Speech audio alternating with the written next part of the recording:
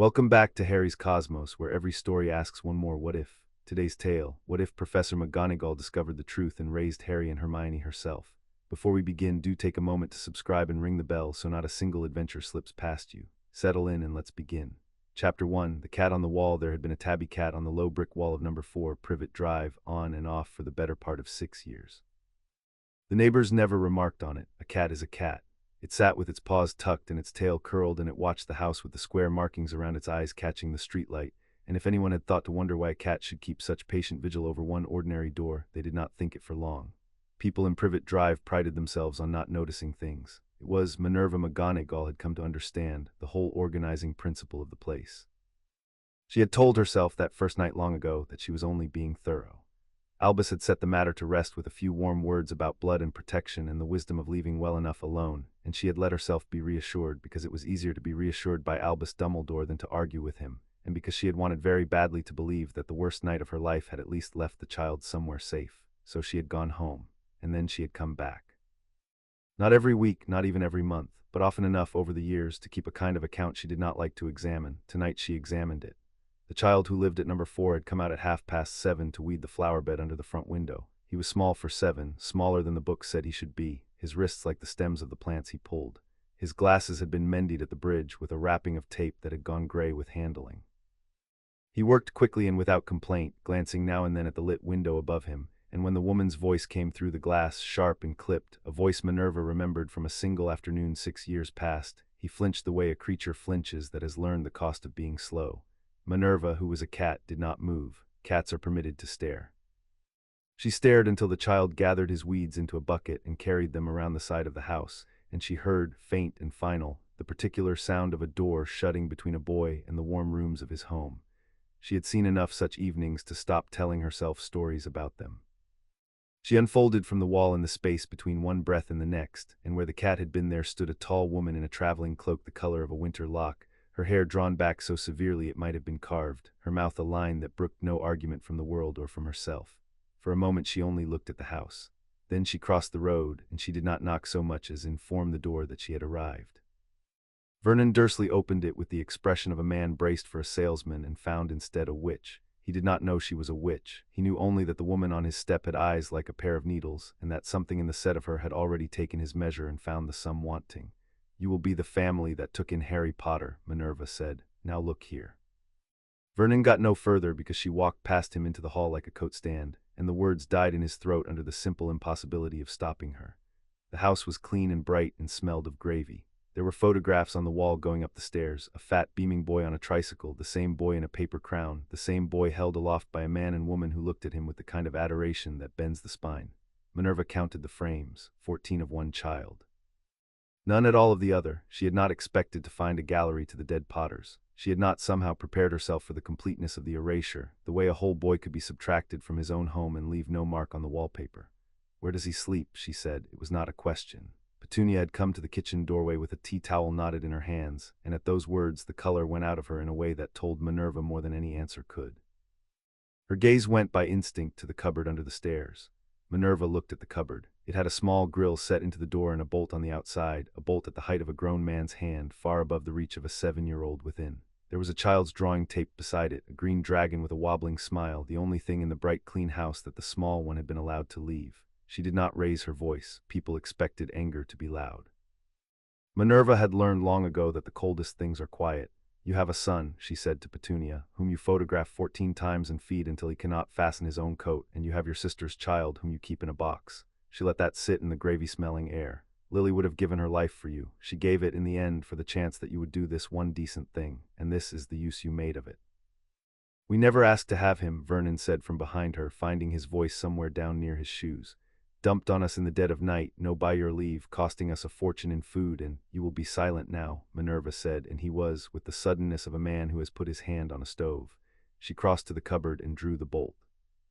The child inside had pressed himself into the far corner, knees to his chin, and he looked up at the opening door with the readiness of a boy who has been taught that an opening door is usually the beginning of trouble. He had Lily's eyes. She had known that he would, everyone always said it, but knowing a thing and standing in the small dark of it are not the same, and for the length of one heartbeat Minerva McGonagall, who did not weep, found she had to attend very carefully to her breathing. "Hello, Harry," she said, and she crouched so that her face was level with his. "My name is Professor McGonagall. I knew your mother and your father. I have come to take you out of here." He did not move. He studied her with a wariness far older than his frame, weighing the offer against everything experience had taught him about offers. "Am I in trouble?" he said. "No," she told him. "You are not. You have never once been the trouble, Harry, whatever they told you." She held out her hand, palm up, an offer and not a command. "Will you come with me?" He looked at the hand. He looked at the cupboard. And then, with a deliberateness that undid her more than tears would have, he reached for a battered shoebox tucked behind his thin pillow, the whole of his estate, she would learn, a broken toy soldier and 3 pebbles and a button and a photograph he had stolen back out of a drawer, and he held it to his chest with one arm and put his free hand in hers. "All right," said Harry Potter. She did not take him far that night. There was a place she kept, the one corner of the world that was hers and answered to no school and no ministry and no order. A stone cottage above a sea loch in the West Highlands, where her mother had been born and her grandmother before that, with a slate roof gone soft with moss and a chimney that drew sweet. And beyond the garden wall the hills went up gray and green into a sky that did not end. She had thought on the drive north that she would have to explain a great many things to him. She found that she did not. He sat very still in the passenger seat with the shoebox on his knees and watched the motorway lights slide over his hands, and he asked for nothing, and the not asking was the loudest thing she had ever heard. It was past 2 when she carried him from the car. He had fallen asleep at last somewhere north of the border, his head tipped against the window, and he woke as she lifted him and went rigid in her arms before he remembered, in some half-place, that this was the new thing and not the old. "There is a bed for you," she said low against the cold of the threshold. "It is yours. No one will take it from you. You may sleep as late as you like, and no one will come for you in the morning." He did not believe her. She could feel it in the careful weight of him, a child making himself easy to carry so as not to be a bother. But he let her settle him under a quilt her grandmother had stitched in a room with a window that looked at the hills, and she sat in the chair by the bed because she suspected he would not sleep if she left, and she found she could not have left in any case. "Professor," he said when she had thought him gone. "What happens tomorrow?" "Tomorrow," she said, "you will eat as much breakfast as you want. You will see the lock, and no one will ask anything of you that you cannot give." She paused. "That will be true the day after as well, and the day after that." In the dark she heard him turn this over, examining it for the catch and not finding one and being unable yet to trust the absence. "Okay," he said in the smallest voice, and then, because some debts press on a child even in a strange bed in a strange country, "I'm sorry about the weeds, I didn't finish them." "The weeds," said Minerva McGonagall, "can rot." She heard him give a single startled breath that was almost, not quite, a laugh. "Sleep, Harry." He slept. She sat through the gray hour until the window went from black to slate to the first thin gold off the water, and somewhere in that watch she made her decision twice over. Once for the child, which had been made already in the cupboard, and once against the one whose patience had kept him there, which was a longer and colder business, and would require a journey south she did not relish but would not shirk. She had answered to Albus Dumbledore for 40 years. She thought, watching the child sleep, that it was high time he answered to her. The headmaster's office had not changed. The silver instruments still turned and puffed on their spindly legs. The portrait still feigned sleep and listened with both ears. Fawkes still burned low and patient on his perch. Albus rose to meet her with both hands extended, and that particular brightness in his eyes that had charmed governments and gentled monsters, and she now understood, talked a younger Minerva out of her own better judgment on a doorstep in Surrey. "Minerva, I had not looked for you before term. Lemon drop, I have taken Harry Potter out of his aunt's house," she said. She did not sit. "He will not be going back." For the length of a breath the brightness did not change, and that, she would think later, was the worst of it, that he had a face he could wear over anything. Then he lowered himself back into his chair with the deliberation of a very old man choosing his ground. "Sit, Minerva, please." She did not. "You have seen something that distressed you." "I have seen a child kept in a cupboard," she said. "I have seen a bolt on the outside of the door. I have seen the gallery they raised to their own son, and not one photograph, Albus, not one, of Lily's boy. You told me they were the best place for him. You told me there was no safer roof in Britain. I believed you. I want to know whether you believed yourself." "There is no safer roof in Britain." He said it gently, and the gentleness had iron in it. "Lily's sacrifice lives in her sister's blood. While Harry can call that house home, Voldemort and all who served him cannot touch him there. I did not choose the Dursleys for their kindness, Minerva. I chose them for their kinship. The protection asks only that he return, that he belong to that bloodline. It does not ask that they love him." "It does not ask," Minerva repeated. "No, it asks only that a small boy pay for his safety with his whole childhood, and that the rest of us look away while he does it and call it wisdom." She came forward then and set her hands on the back of the chair she would not sit in, and looked at him across the bright cluttered desk with 40 years of loyalty and the end of it both in her face. "You knew. You set Arabella Figg to watch the street, and she reported, and you read what she sent, and you did nothing, because a child who is loved is a child who is hard to steer, and you have always known precisely what you intend to steer that boy toward." The silver instruments ticked. Fox shifted on his perch. "You think me cruel," Albus said at last. "I think you far-sighted," she said. "It is a colder thing than cruelty. A cruel man would at least have the decency to enjoy it. You only calculate. You looked at an orphan and you saw a weapon that would one day be needed, and you reasoned that a weapon hardened in want would be the easier to wield when the hour came, and you told yourself the want was the price of the protection so that you would not have to know what you were doing." She paused. "I have known you a long time, Albus. I do not think you are a wicked man. I think you have spent so long carrying the whole world that you have forgotten the world is made of children and that they cannot be spent." He was quiet for a long moment. When he spoke, his voice had lost the lemon-drop brightness and found something older underneath, something tired. "The prophecy. I do not care about the prophecy tonight," Minerva said. "Tonight there is a boy asleep in my grandmother's bed who flinches when a door opens. The prophecy can wait until he has had a breakfast he was allowed to finish. And the protection, you would throw away Lily's gift on a point of sentiment. I would not." This was the ground she had prepared, lying awake in the gray hour, and she walked onto it now with the satisfaction of a woman who has done her reading. "I went to the ministry this morning, Albus, before I came to you. James and Lily left a will. You will recall it, you witnessed it. It names guardians for their son in the event of their deaths, in order: Sirius Black, and then, should Black be unable, Alice Longbottom, and then, should Alice be unable, Minerva McGonagall. And Alice could not. Alice was in the long white ward at St. Mungo's and would never come out, and they both knew it. The will was sealed the night the Potters died, sealed on your authority. It was never read to the family, never executed, never so much as shown to the child's own godfather before he was thrown into Azkaban without a trial. I have had it unsealed. I have had it read, and I find that the law of magical Britain considers me Harry Potter's lawful guardian and has done since he was 15 months old, and that the only person who prevented me from knowing it was you." The office had gone very still. Even the portraits had given up pretending to sleep. "As for the blood," Minerva went on, "you are the foremost authority living on the magic of Lily's sacrifice, so you will correct me if I am wrong. The charm anchors to kinship and to the place the child calls home. He has called no place home. They never let him. There is nothing for the charm to grip. But the deeper protection, the love that turned the killing curse, that lives in him, Albus, in his own skin, and it travels where he travels, and it will be a great deal stronger in a child who is loved than in one who is locked under the stairs. You may run your calculations again. I think you will find that a wanted boy is a safer boy than a useful one. I think you have always known it and chosen the useful one anyway." For a long time Albus Dumbledore said nothing. The fire in Fawkes' plumage rose and fell. When he looked up at last, there was no anger in his face and no defeat either, only the weariness of a man who has been handed back a piece of his own conscience and finds it heavier than he remembered. "You have thought this through," he said. "I have had 11 years of doubt and one night of certainty," she said. "The certainty did the thinking quickly. He will need to be protected, not only loved. There are those who will come for him in time who will not be turned aside by a guardian's affection. Then he will be protected by a guardian who loves him," Minerva said, "which is a thing you cannot purchase and have never understood the price of. I am not asking your leave, Albus. I came to tell you because 40 years deserve the courtesy of being told to your face rather than learning it from the ministry rolls. Harry stays with me. You will not move him. You will not visit him unannounced.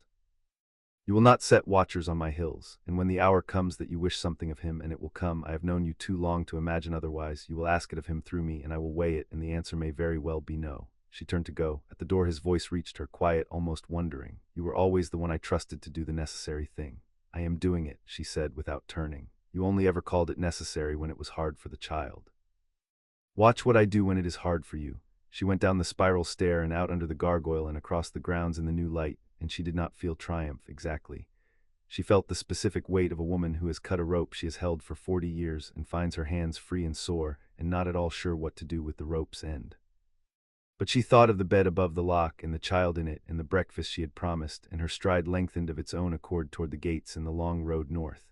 He woke, that first full morning, to a thing he had no name for, which was silence without threat, no fist on the cupboard door, no list of chores recited through the grill.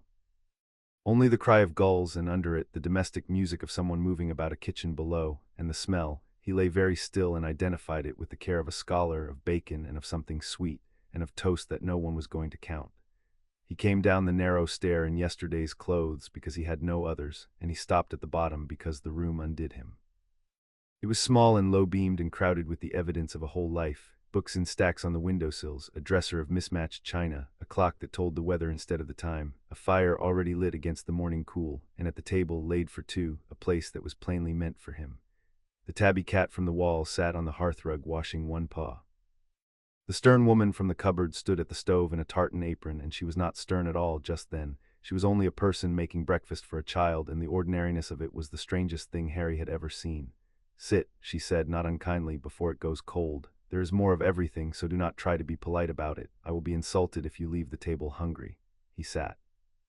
He looked at the plate she put in front of him, which had more on it than he was usually given in a day, and he looked up at her to check that it was real and that there would not be a price. "It is yours," Minerva said, reading him without effort. "Eat." He ate. He ate the way a starved thing eats, fast and braced for interruption, and she pretended to be very busy with her own tea so that he would not feel watched. And when he slowed at last and the bracing went out of his shoulders, she set down her cup and folded her hands and laid out the shape of the new world for him, plainly, in the manner she kept for a difficult transfiguration, because she had decided that this child had been lied to enough and would have the truth from her or nothing. "You are a wizard, Harry," she said. "Your mother and father were a witch and a wizard, and they were good ones and brave, and they loved you past the edge of the world. They did not die in a car crash. They were murdered by a very bad man, and they died standing between him and you, and the love in that standing is the reason you are alive. Everything your aunt told you about them was a lie told to make you small. You are not small. You come from people who were tall." He had gone very still over his plate.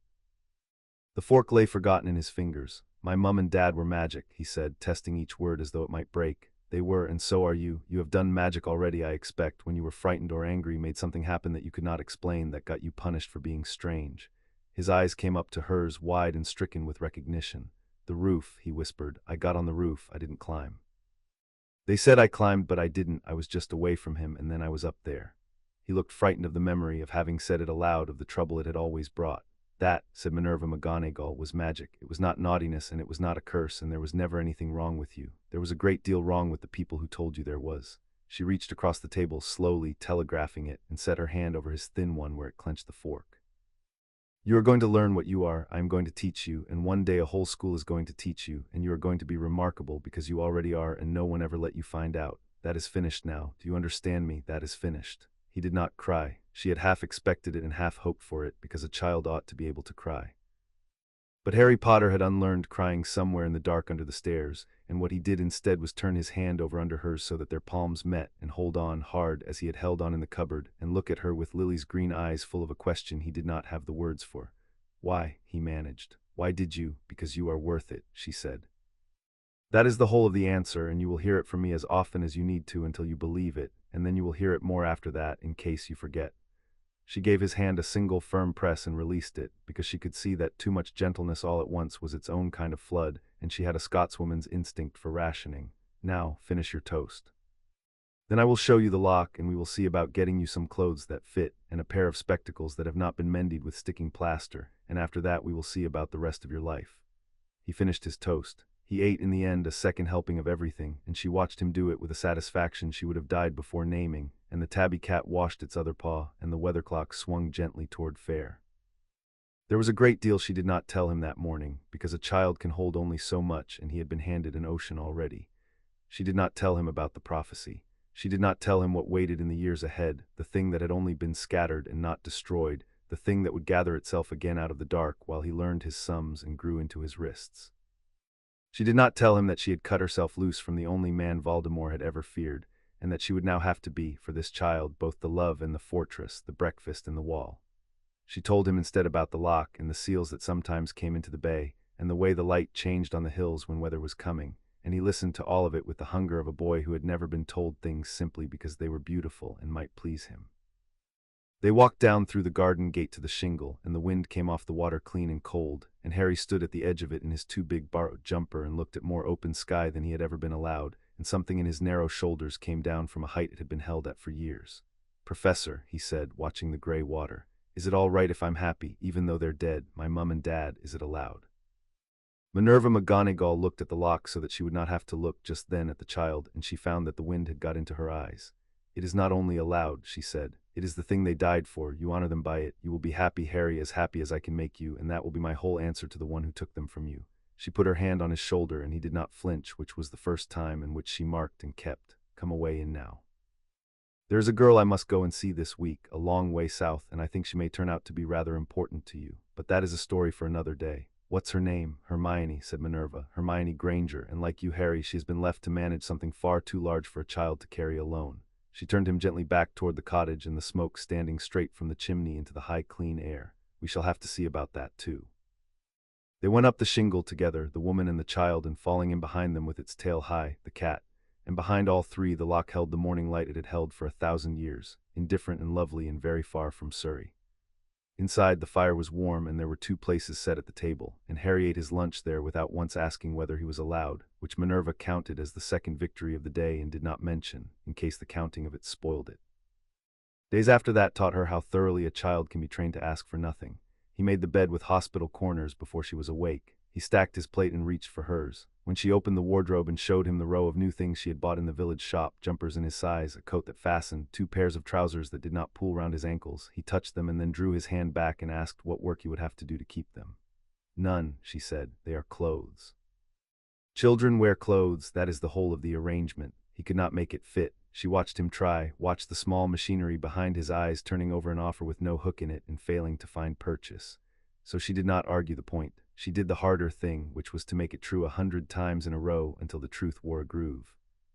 She bought him spectacles in Fort William from a man who measured his face with grave attention, round frames and tortoiseshell that sat where they ought.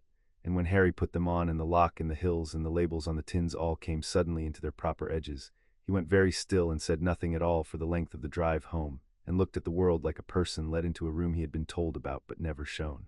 They found their hours. She had not planned them, they assembled themselves out of 2 people learning each other. Porridge in the morning with honey from the McLeod's bees that she traded for at the head of the lock, and the weather clock consulted with all the gravity of the daily prophet. The middle of the day for the outside of the house, the garden that wanted clearing, the wall that wanted mending, the walk down to the shingle to see what the tide had left. And the evening for the fire and for reading, which became, without either of them deciding it, the center of the day rather than its end. She read to him at first because she suspected no one ever had. She chose a great fat book of Scottish tales, Selkies and Echuist and the Cailleach Who Makes the Winter, and she read in her own unhurried voice with the fire ticking and the cat heavy across both their feet, and Harry sat against her side and did not move for fear of ending it. After a week he asked very carefully whether he might read a page himself. He read slowly, stumbling on the long words, glancing up after each to check her face for the verdict. She gave him no verdict but patience and corrected him without a sigh, and by the end of the second week he was reading whole pages and arguing with the stories, which she counted privately as the best sign of all. "That's not fair," he announced one evening, of a tale in which a boy is punished for a kindness. He helped the old woman, he shouldn't be in trouble for helping. No, Minerva agreed, he should not. Stories are sometimes wiser than the people in them. Remember that the lad did the right thing, Harry, even though it cost him. That is worth more than the ending. He thought about that with the whole of his serious face. Did my mum and dad do the right thing even though it cost them? They did, she said. They did exactly that. And it did not cost them you, which is the part the bad man did not understand and never will. He leaned his head against her arm and the cat resettled, and neither of them said anything else, and the fire burned down, and it was, by any reckoning Minerva McGonagall cared to keep, a good evening. The cat, it turned out, did not yet have a name. She had simply never needed one for the creature she became. But Harry, finding this out, was scandalized on the animal's behalf, and took the naming as the first real task he had been trusted with, and went about it for 3 days with the seriousness of a man christening a ship. He rejected Tibbles. He rejected Whiskers with visible contempt. In the end he settled on Tam, after a fisherman they had passed on the shingle who had given him a periwinkle shell and called him young sir as though it were obvious he was one, and Minerva, who privately thought it an excellent name, pronounced it acceptable and watched Harry stand an inch taller at being right. An owl came on the 4th day, a handsome barn owl with a ministry tag and Albus's looping hand on the parchment. The letter was warm. It hoped that Harry was settling. It wondered with great delicacy whether some arrangement might not be reached for the child to spend a fortnight each summer with his aunt, purely as a precaution, you understand, to keep certain protections in good repair. Minerva read it twice at the kitchen table while the owl waited on the back of the chair, and then she took up her quill and wrote 4 words across the foot of his letter and sent it back as it had come. No, he is home. She did not mention the letter to Harry. But she found him later at the window, watching the owl dwindle south over the hills, and she understood that he had guessed at the shape of it. That was the school, he said. It was not quite a question. They want me to go back to the Dursleys. Someone wanted it, she said. I have told them no. I will go on telling them no for as long as there is breath in me, and after that I have left instructions. She came and stood beside him at the glass. You will never sleep in that cupboard again, Harry. Not for a fortnight, not for a night, not to keep anyone's protections in repair. That is a promise, and I do not make them lightly, and I have never once broken one. He looked up at her, measuring, the old wariness moving behind his eyes, and then something in him decided to believe her, and the deciding was a visible thing, like a held breath let go. He had his first nightmare that same week.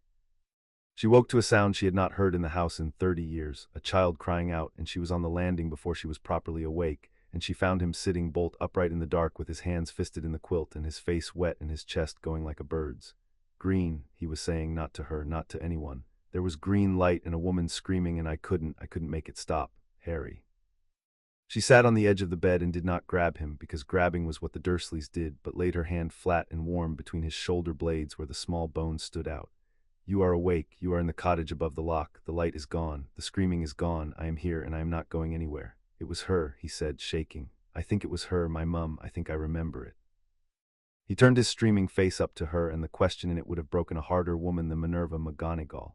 Why couldn't I save her? Because you were 15 months old, she said, very low, very steady, and saving her was never your task. It was hers, and she chose it, and she would choose it again 1,000 times rather than have you carry 1 ounce of the blame you are trying to pick up right now. Put it down, it is not yours, it was never yours. She drew him in then, slowly, and he came, rigid at first and then all at once not rigid, and he wept into the wool of her dressing gown as he had not been allowed to weep in 7 years, and she held the whole shaking weight of it and did not tell him to be quiet and did not tell him to be a man and did not let go. When the storm had passed and his breathing had gone long and ragged toward sleep, she eased him back down and drew the quilt to his chin. Does it go away? He asked, on the edge of it. The green light, sometimes, she said honestly, because she would not lie to him even in kindness.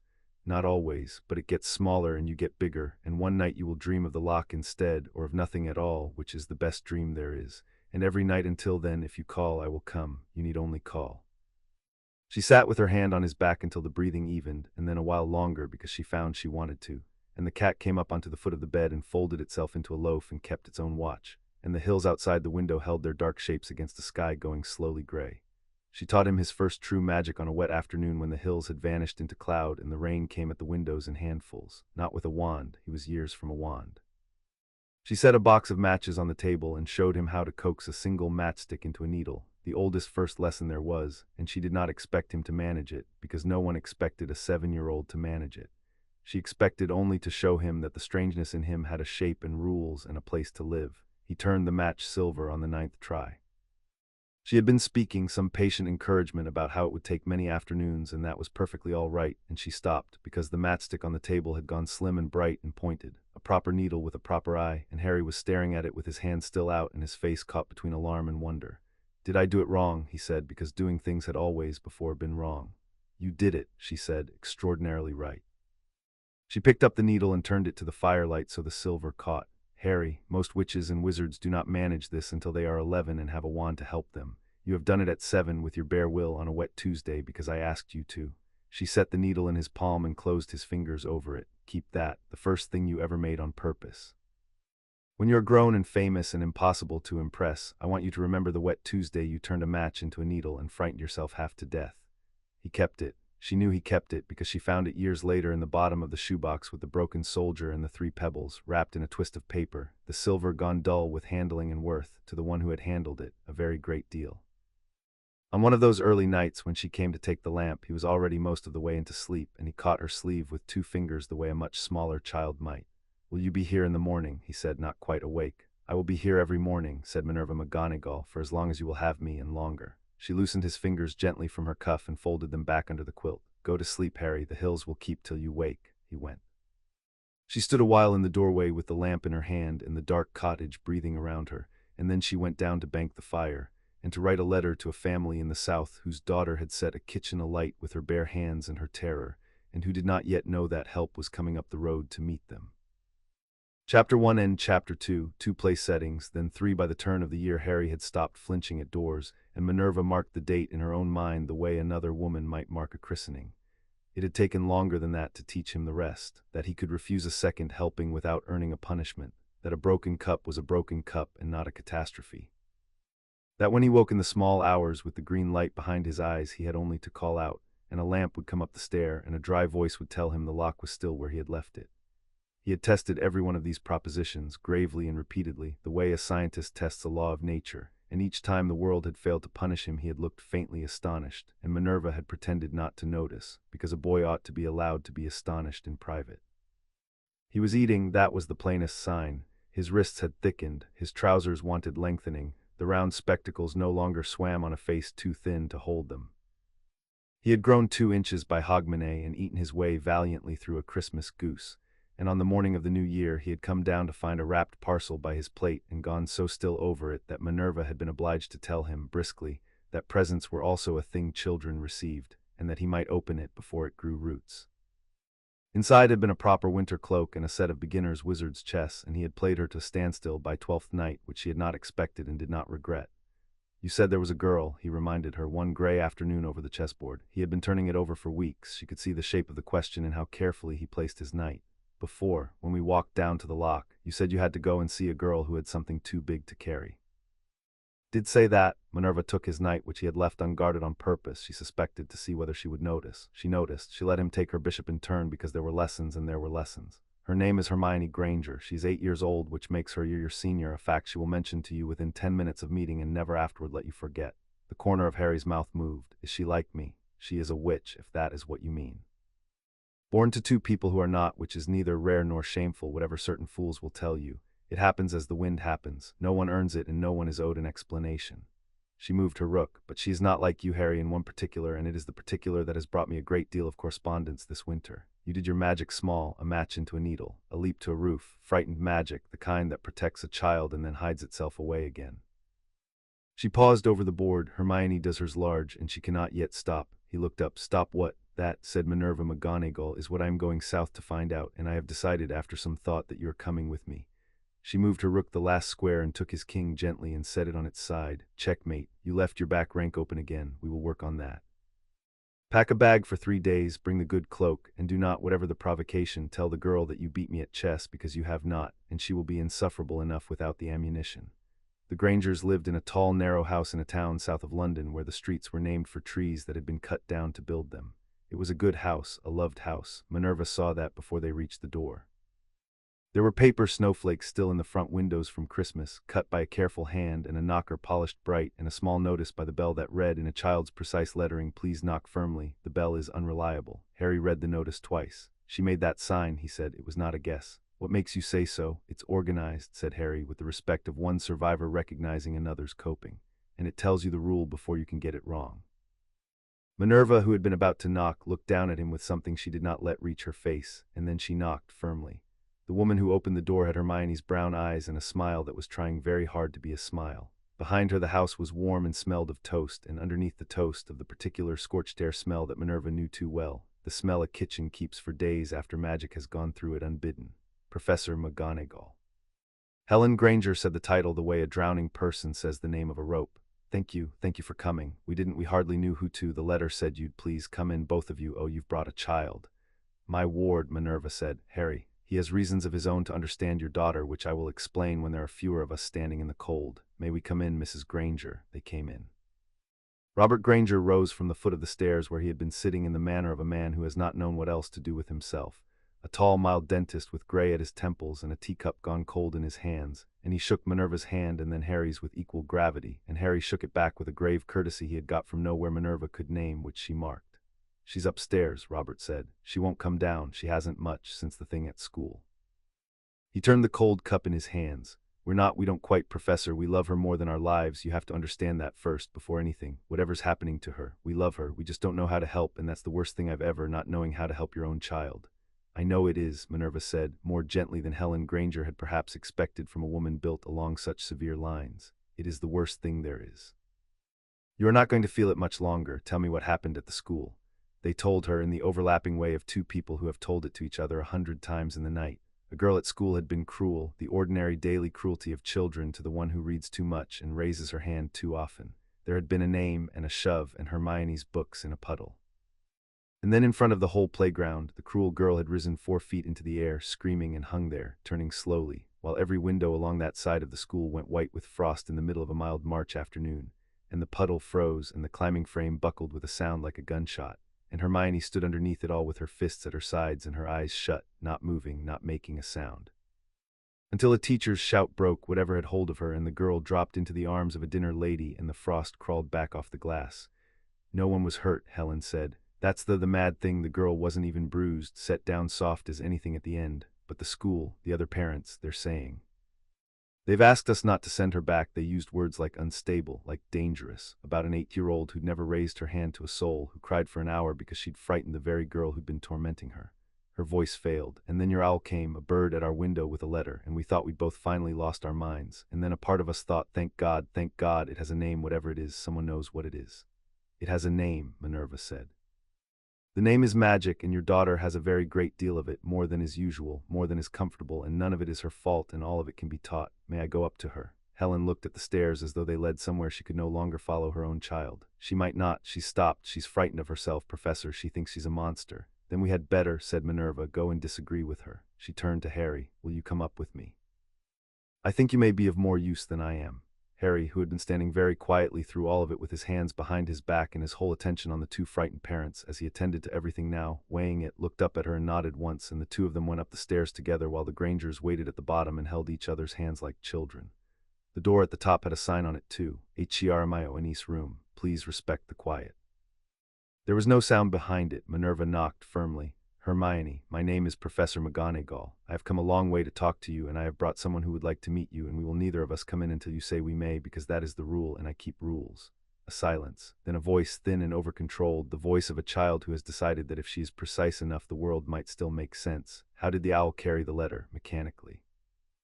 The weight of the parchment against the lift a barn owl can generate. I worked it out. It isn't possible. Harry answered before Minerva could. It's magic, he said to the closed door simply. It doesn't have to be possible, that's sort of the whole point of it. Another silence of a different quality. Who are you? Said the voice. Harry, said Harry. I'm 8 in July. A pause. Well, 7 now. I'm 8 already, said the voice with the first flicker of something other than fear in it, and Minerva, behind Harry, very nearly smiled. In September, so I'm older. I know, said Harry. She told me you'd say that. There was a sound that might, in a happier house, have been the beginning of a laugh. Then the latch turned and the door opened the width of a face, and Hermione Granger looked out at them. She was small and sharp-chinned, with a great deal of brown hair that no comb had won an argument with that morning, and eyes that were red-rimmed and swollen, and beneath that, ferociously intelligent, taking the measure of them both with a speed that Minerva recognized and respected. She looked at Minerva's tartan and her severe bun and her traveling cloak. She looked at Harry, at his round spectacles and his too new winter cloak and his green eyes, and at the careful stillness of him that another child might not have read but that she clearly read at once. You've been hurt, Hermione said to Harry, not unkindly, like a diagnosis. Before, somebody hurt you and you learned to stand like that so they'd stop noticing you. Harry went very still. Minerva watched him decide whether to deny it and watched him choose, instead, the harder and braver thing. Yeah, he said, my aunt and uncle, they kept me in a cupboard until she came and got me. He nodded at Minerva. It's better now. It's a lot better. He looked at the frost-pale, frightened, brilliant girl in the doorway, and he said the thing he had needed someone to say to him 3 months ago in the dark under the stairs. You're not a monster, whatever you did at the school. I don't even know what you did, and I already know you're not a monster, because monsters don't cry about it after, and they don't put signs on their doors asking people to be quiet, and they don't work out the lift of an owl's wings to try and make the world make sense. He shrugged, a boy of nearly 8, awkward with the size of what he was carrying. You're just like me. You did magic and it scared everyone and they told you that you were bad, but you're not. You just never had anyone to teach you. The door opened the rest of the way. Minerva let them talk. It was the wisest thing she did that whole long day, and she did it on instinct, withdrawing to the chair by the window while 2 children who had each believed themselves the only one of their kind in all the world discovered, with the wary speed of the lonely, that they were not. Hermione had read everything. That came out within minutes. She had read encyclopedias for pleasure and dictionaries for fun, and had taught herself the names of all the bones in the human hand from one of her father's dental texts, and she said all this not to boast. Minerva understood, but the way a castaway lists the contents of her pockets. Here is everything I have, here is everything I am, please let it be enough. And Harry, who had read almost nothing because no one had ever let him, did not pretend otherwise. He simply asked her about the things she knew, one after another, with real hunger, and she told him. And somewhere in the telling the over-controlled voice came unwound and became only the voice of a clever child with no one to be clever at. I made the climbing frame break, she said at one point, low, watching Harry's face for the verdict the way Harry himself had once watched Minerva's. I didn't mean to, but I did it. I felt it go through my arms. What if I do it to someone I love? What if I get angry at Mum and I can't? She stopped. Her hands had begun very slightly to shake, and on the desk beside her a glass of water trembled in its place and a thin skin of ice crept across the top of it. You won't, said Harry. You don't know that. You can't know that. Nobody knows that. The ice thickened. A book on the shelf above her bed shifted half an inch with no hand near it, and here Minerva rose because this was the moment the letters had been about, The moment a faction at the ministry would point to and say, "See, contain it," and she crossed the small room and crouched by the trembling girl and did not touch her, only spoke, in the voice she had used to bring a highland storm of a boy down off a roof of his own. "Hermione, look at me.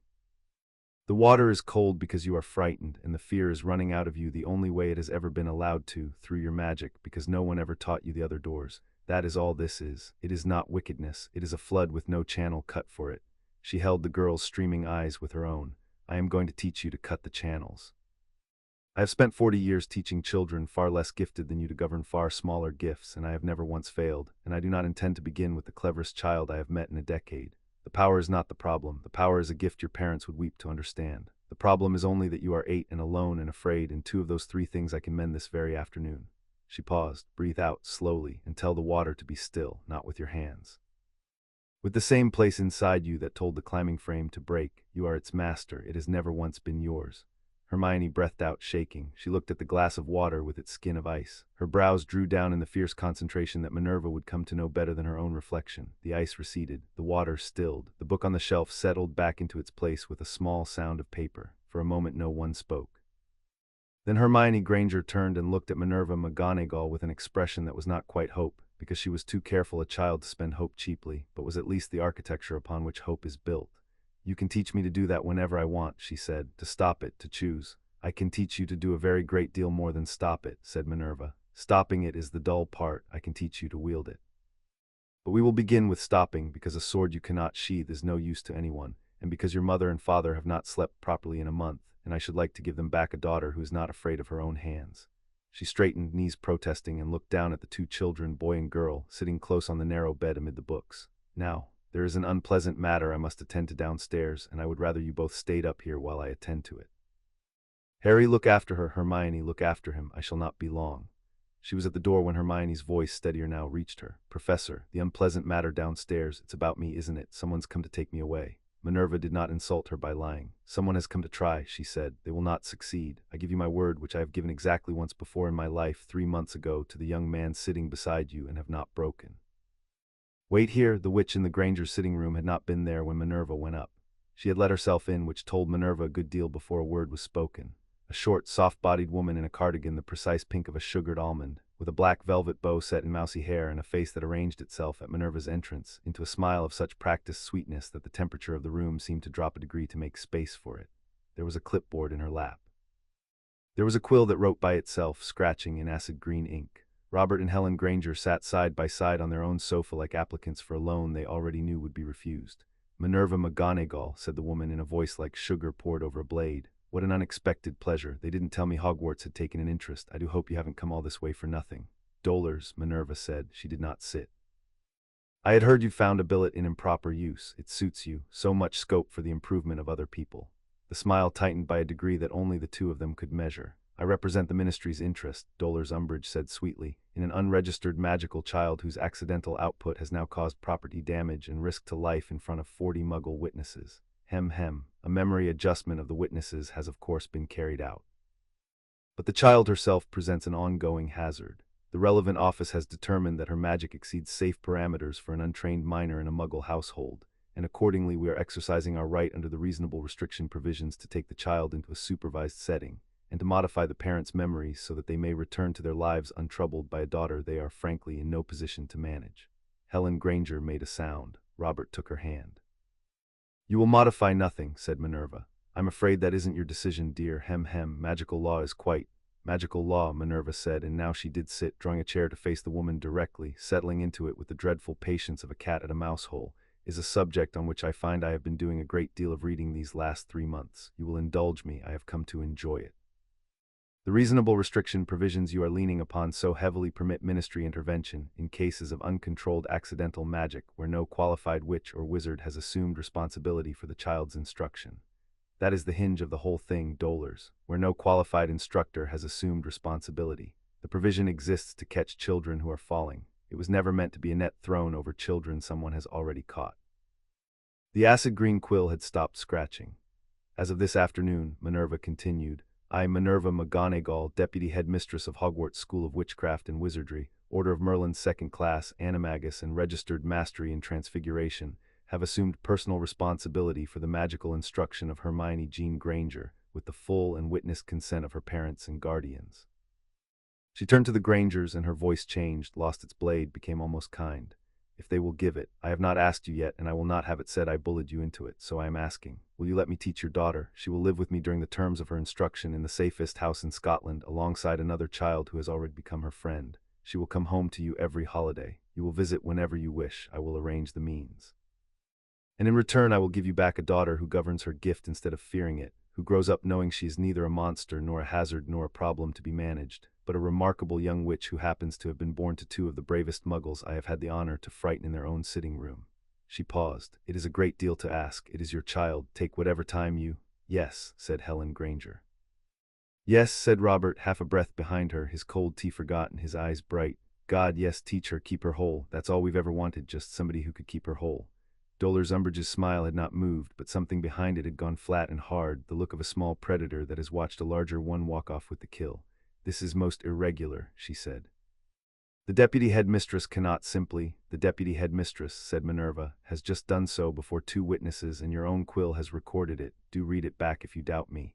The child is under qualified instruction. The provision you came to invoke no longer applies to her. There is nothing here for you, dolors. There is in point of fact a great deal here that the Wisengamot would find most interesting, should it ever learn that a ministry official attempted to seize a witnessed and lawfully claimed apprentice, and to mind-wipe two innocent muggles in defiance of a Hogwarts deputy's standing. I imagine you would prefer it did not learn that. I imagine you would prefer a great many things about this afternoon to be quietly forgotten. She rose and stood over the seated woman, tall and gray and immovable as the hills above her lock. So forget it. Gather your clipboard and your dreadful quill and go back to your office and write in your report that the matter was found to be already in qualified hands and required no further action. That is the truth. I have just made it the truth. Good afternoon. For a moment the two witches held each other's eyes, and in that moment a thing was decided that would have consequences neither of them could yet see. A cold seed of enmity planted in a sugared almond heart that would grow, in years to come, into a great deal of trouble for Minerva McGonagall and the children she protected.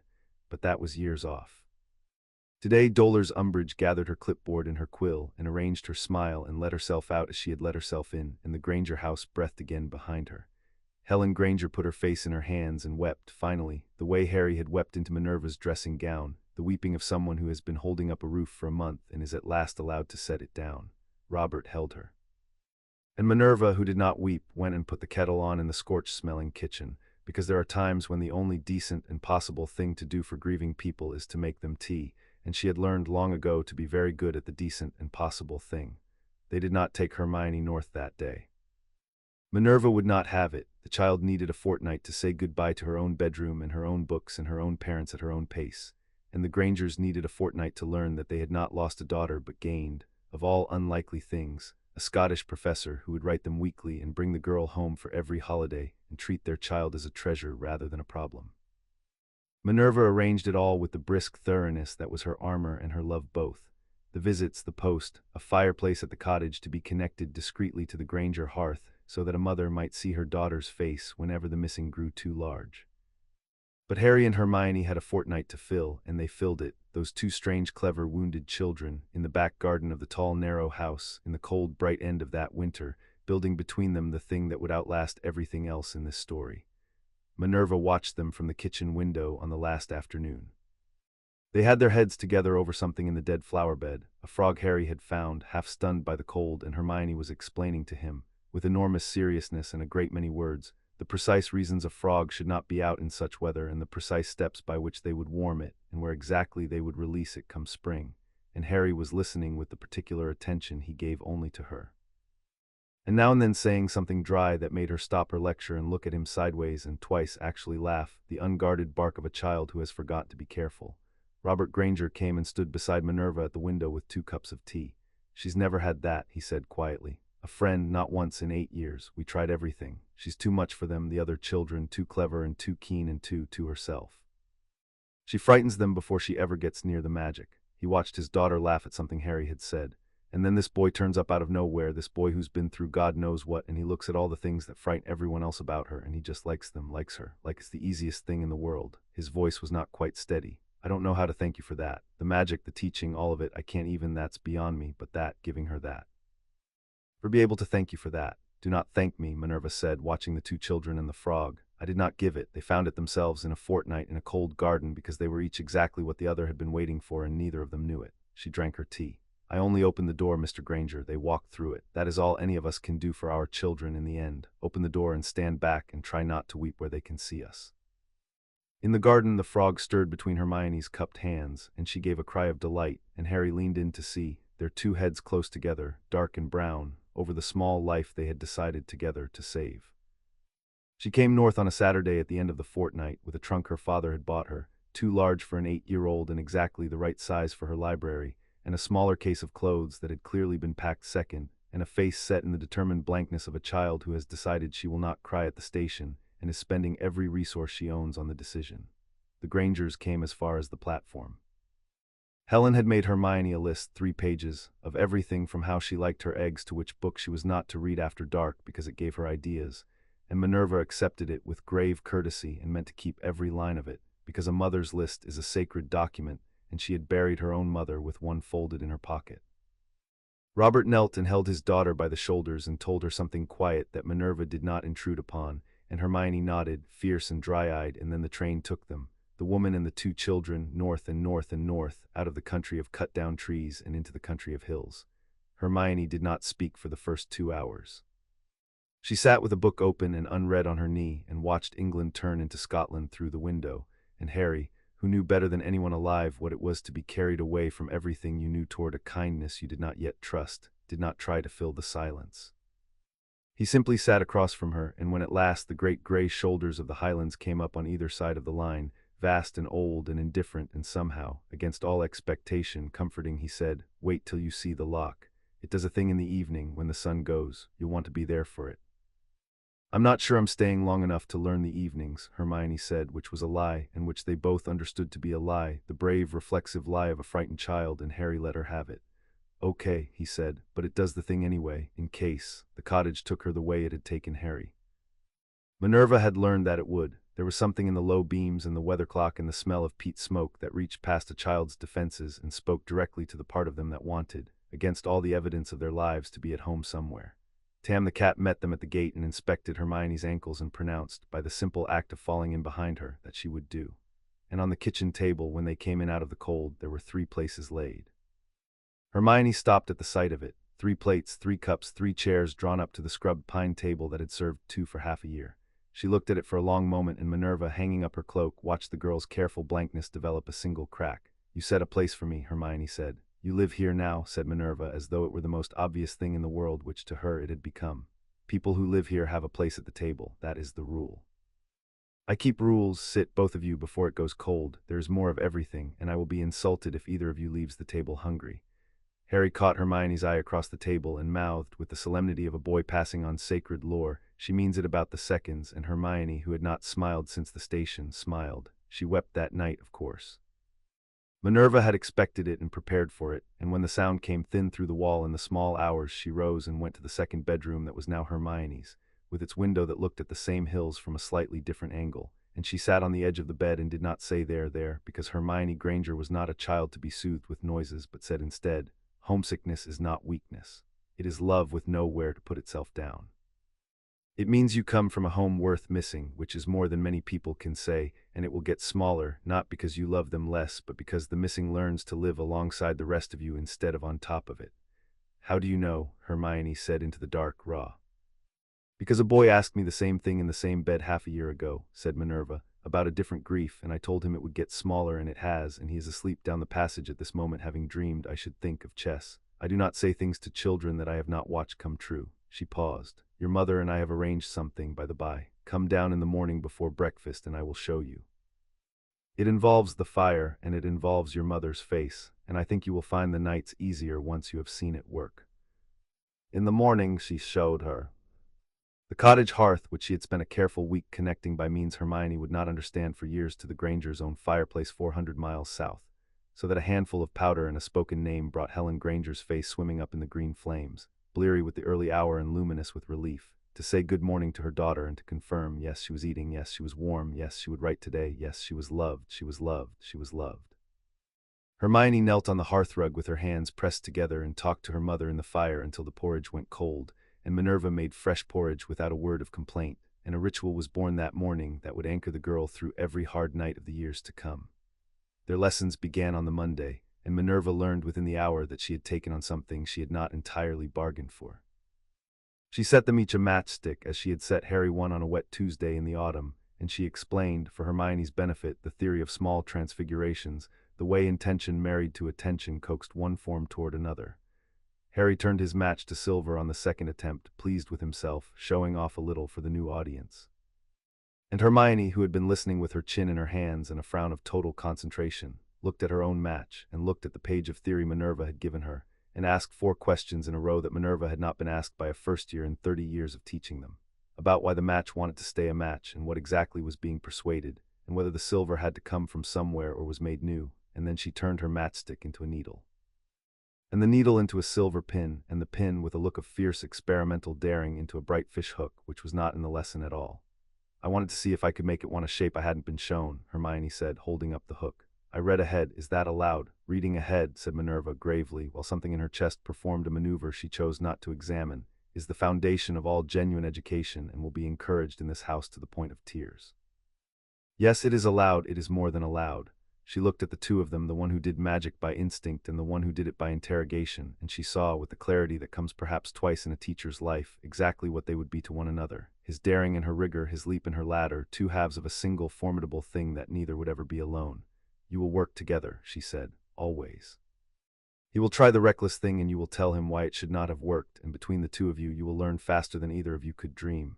That is not a suggestion. That is the shape of this household. Now, Harry, your needle is crooked. Do it again. Hermione, put the fish hook down before you catch your own thumb and turn it back into a match, and then we will begin properly.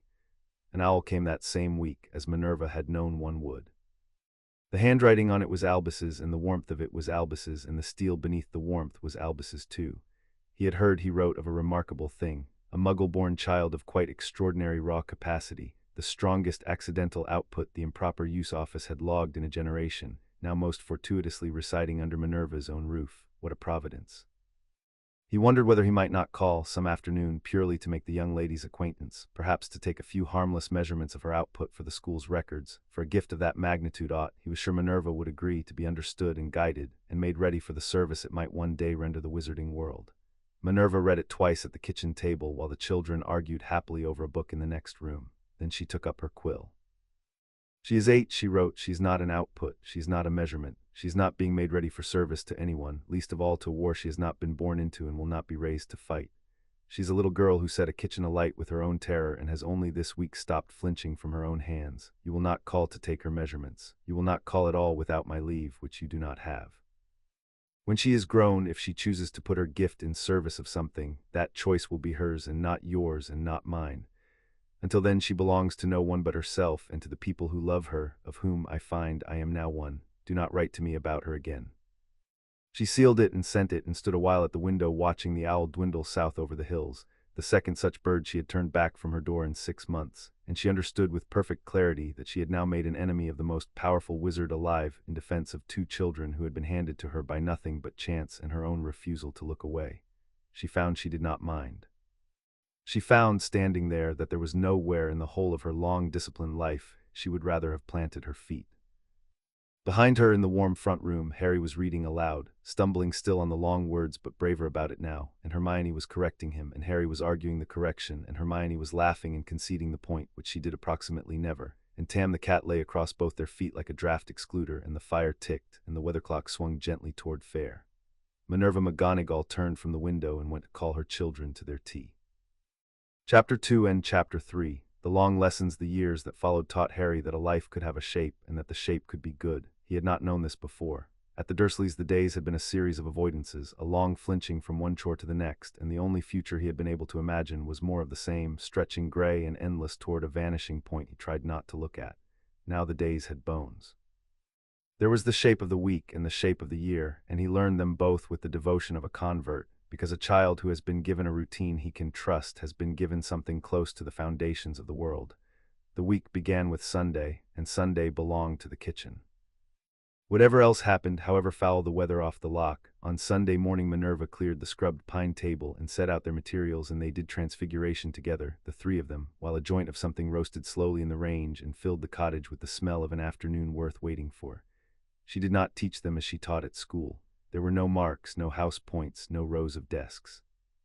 There was only the table and the problem of the day, and her dry voice turning a thing over until it gave up its logic, and the particular pleasure of getting it right in front of the two people whose opinion he had come to value above all others on the earth. He was good at it. That had been the great surprise of his life so far, that he should turn out to be good at something, and not merely competent but genuinely, instinctively gifted, his wand arm sure even before he had a wand, his transformations clean and fast and bold. Minerva said he had his father's hands for it, and the first time she said so he had to go out and stand by the wall a while before he could come back in, because being told he had his father's anything was a gift he did not know how to hold without spilling. But Hermione was better, and this was the other great fact of those years, and it never once troubled him. She was better because she would not let a thing alone until she understood not only how it worked but why, and where it had come from, and what it could be made to do that the book had not thought of. Where Harry leapt, Hermione built. She would take his reckless, successful transformation and worry at it for an afternoon, and come back with 3 reasons it should have failed and 1 way to make it stronger, and between the two of them they pushed each other up a slope that neither could have climbed alone. Minerva had told them on Hermione's first Monday that this would be the shape of the household, and she had been right, as she was tiresomely often right, and the rightness of it became the engine of their whole childhood. By the time Harry was 9, he could not imagine learning a thing without Hermione across the table from him, telling him why he was wrong and being delighted when he proved her wrong in turn, which happened just often enough to keep them both honest. "You're holding your jealousy very well," Hermione observed once with the bluntness that had cost her every friend she had ever failed to make, when she had managed a switching spell at 10 that Minerva said was NEWT level and Harry had not managed it at all. "I'm not jealous," Harry said, and discovered as he said it that it was true. "I like that you're brilliant. It's like having a, I don't know, like being on a team with someone who's really good.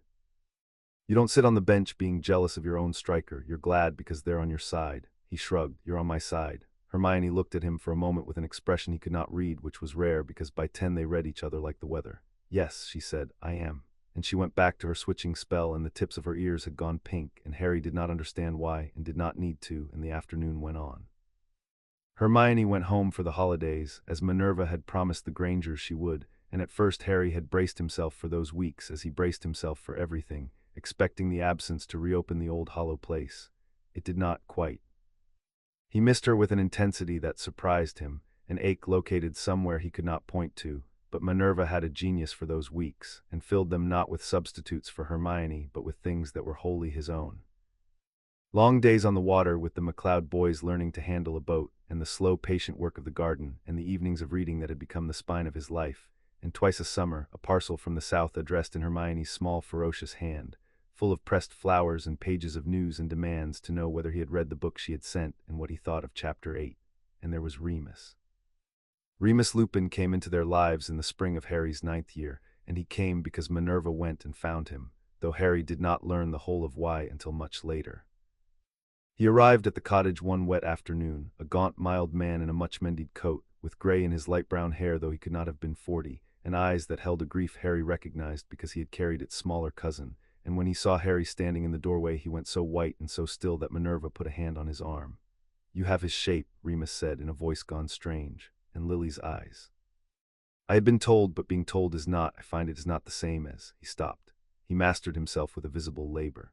"Hello, Harry, I knew your mother and father, I knew them very well. Your father was the best friend I ever had, and your mother was the kindest person I have ever known, and I have spent 8 years thinking I would never be permitted near the only thing they left behind, and your guardian, God bless her terrifying soul, has just informed me that I was wrong." He became, over the years, something Harry had no word for and did not need one. Not a father. Harry had a father, a dead, brave, clever man whose hands he had inherited. Not a guardian. Minerva was that, immovably. But Remus came when he could, between the bouts of an illness he did not name and Harry did not ask about, and when he came he brought the marauders into the cottage with him, brought James and Lily back to a son who had been starved of them, told the stories no one else living could tell, the map they had made and the trouble they had caused, and the precise idiot bravery of the father Harry was named for. He taught them defensive magic too, the practical kind, gently and without ever explaining why a child might need it, and Hermione adored him because he had read even more than she had, and Harry adored him because he was a living door into the locked country of his own beginnings. "He sat all the time underneath," Hermione said to Harry once after Remus had gone, with the unsparing accuracy that was her gift and her burden. "Even when he's laughing. There's a sadness sitting under all of it that never gets up." "I know," Harry said. "He lost everyone, almost everyone, my mum and dad and the others all in one go when I was a baby. He's the only one of them left." He was quiet a moment. "I think that's why Professor McGonagall found him, so he wouldn't be the only one left anymore, so he'd have us." Hermione considered this. "She does that," she said, "collects people who have been left over, you, me, now him." She did not say in herself, but Harry heard it anyway, because by then he had begun to understand that the woman who had built them all a home had not been put on the earth with one ready-made, and had chosen instead to assemble one out of the broken and the leftover and the brave, and to defend it against all comers with a ferocity that the broken and the leftover and the brave had never in their lives been shown before. Christmas was the high feast of their year, and the Christmas of Harry's 10th winter was the first one that held everyone at once. It had taken arranging. The Grangers came north for it, the whole long way, Robert driving through a snow that thickened with every mile until the headlamps showed only a tunnel of falling white, and Helen with a boot full of presents and a tin of mince pies she would not let out of her lap. Remus came, between his bad spells and his good coat.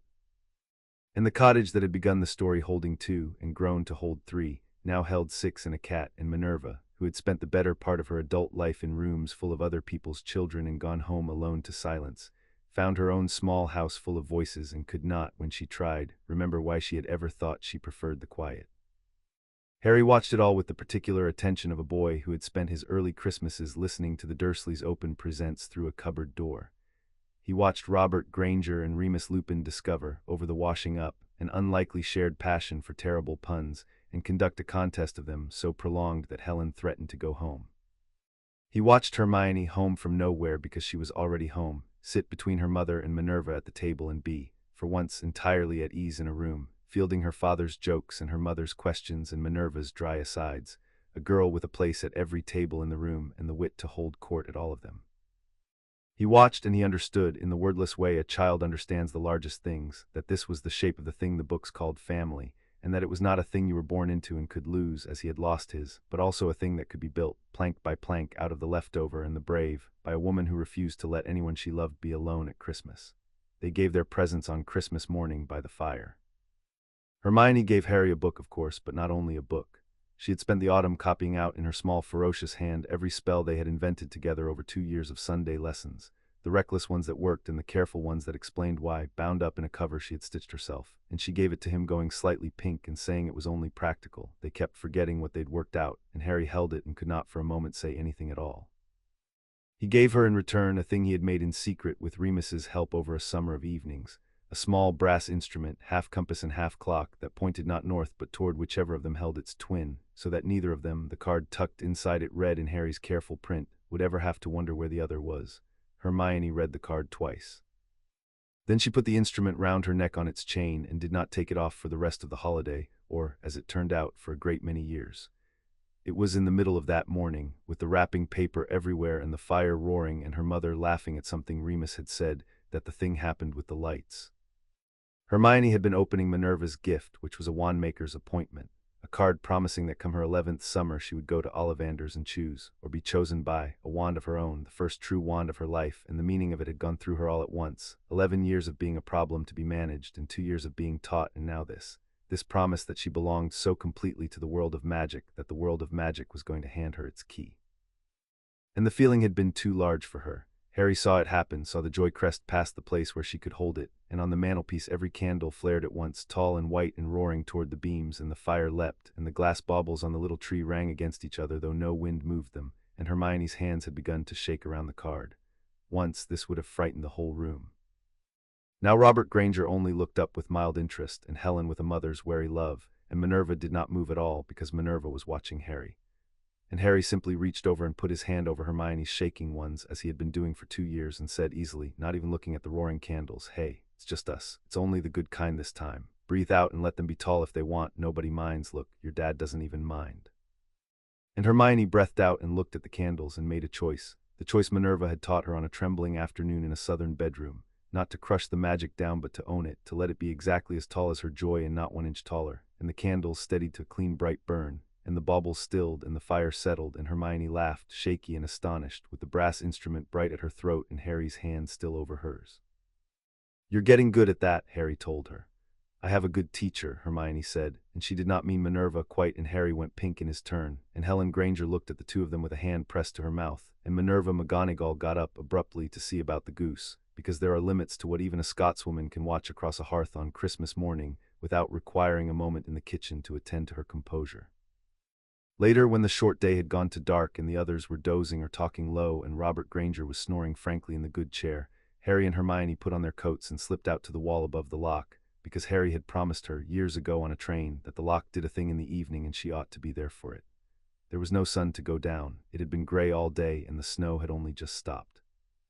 But the clouds broke for a quarter of an hour as the last light failed, and the lock lay below them black and still and scattered with the broken silver of the first stars, and the snow on the far hills held a blue glow that came from nowhere they could name, and the two of them stood at the wall not speaking, 10 and 11 years old, with their breath smoking and their shoulders just touching.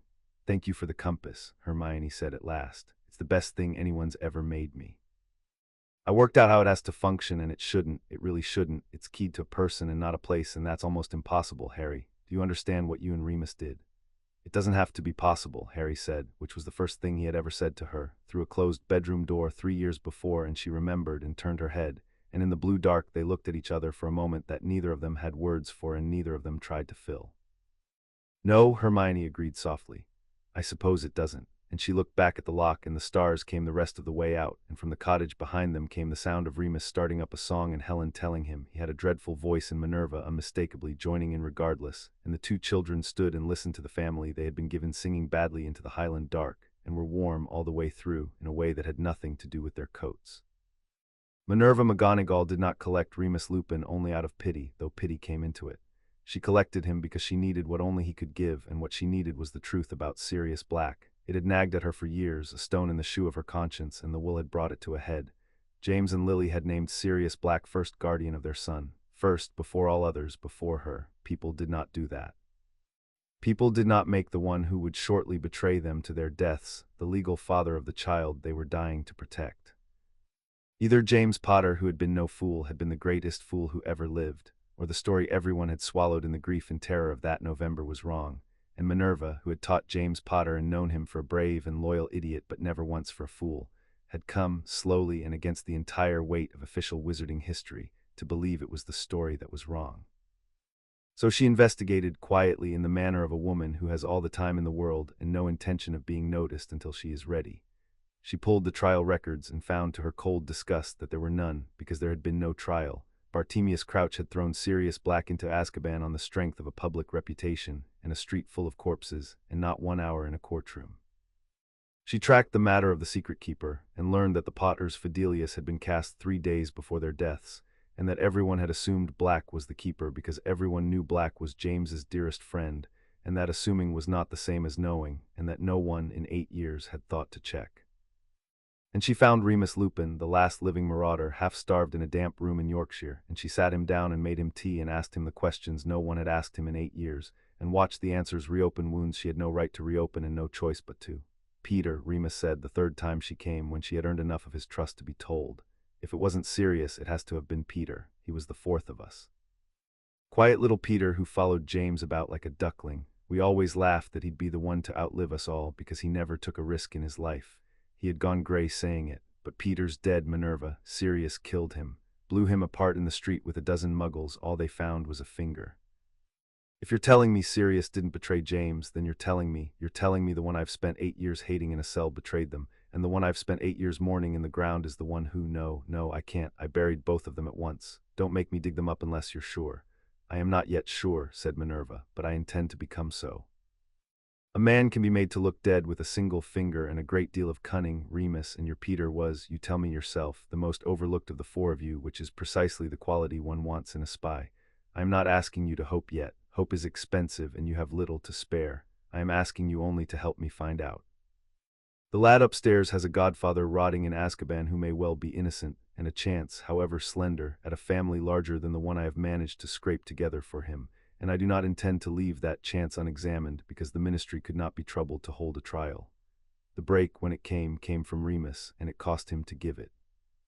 She had gone to him a fourth time in the early winter, with the inventory of what the ministry had recovered from the street where Peter Pettigrew was said to have died, and she laid the single line of it on the table between them like a card in a game. One finger, severed cleanly at the joint, recovered intact from a blast that had reduced 12 muggles to fragments and torn a crater in the road.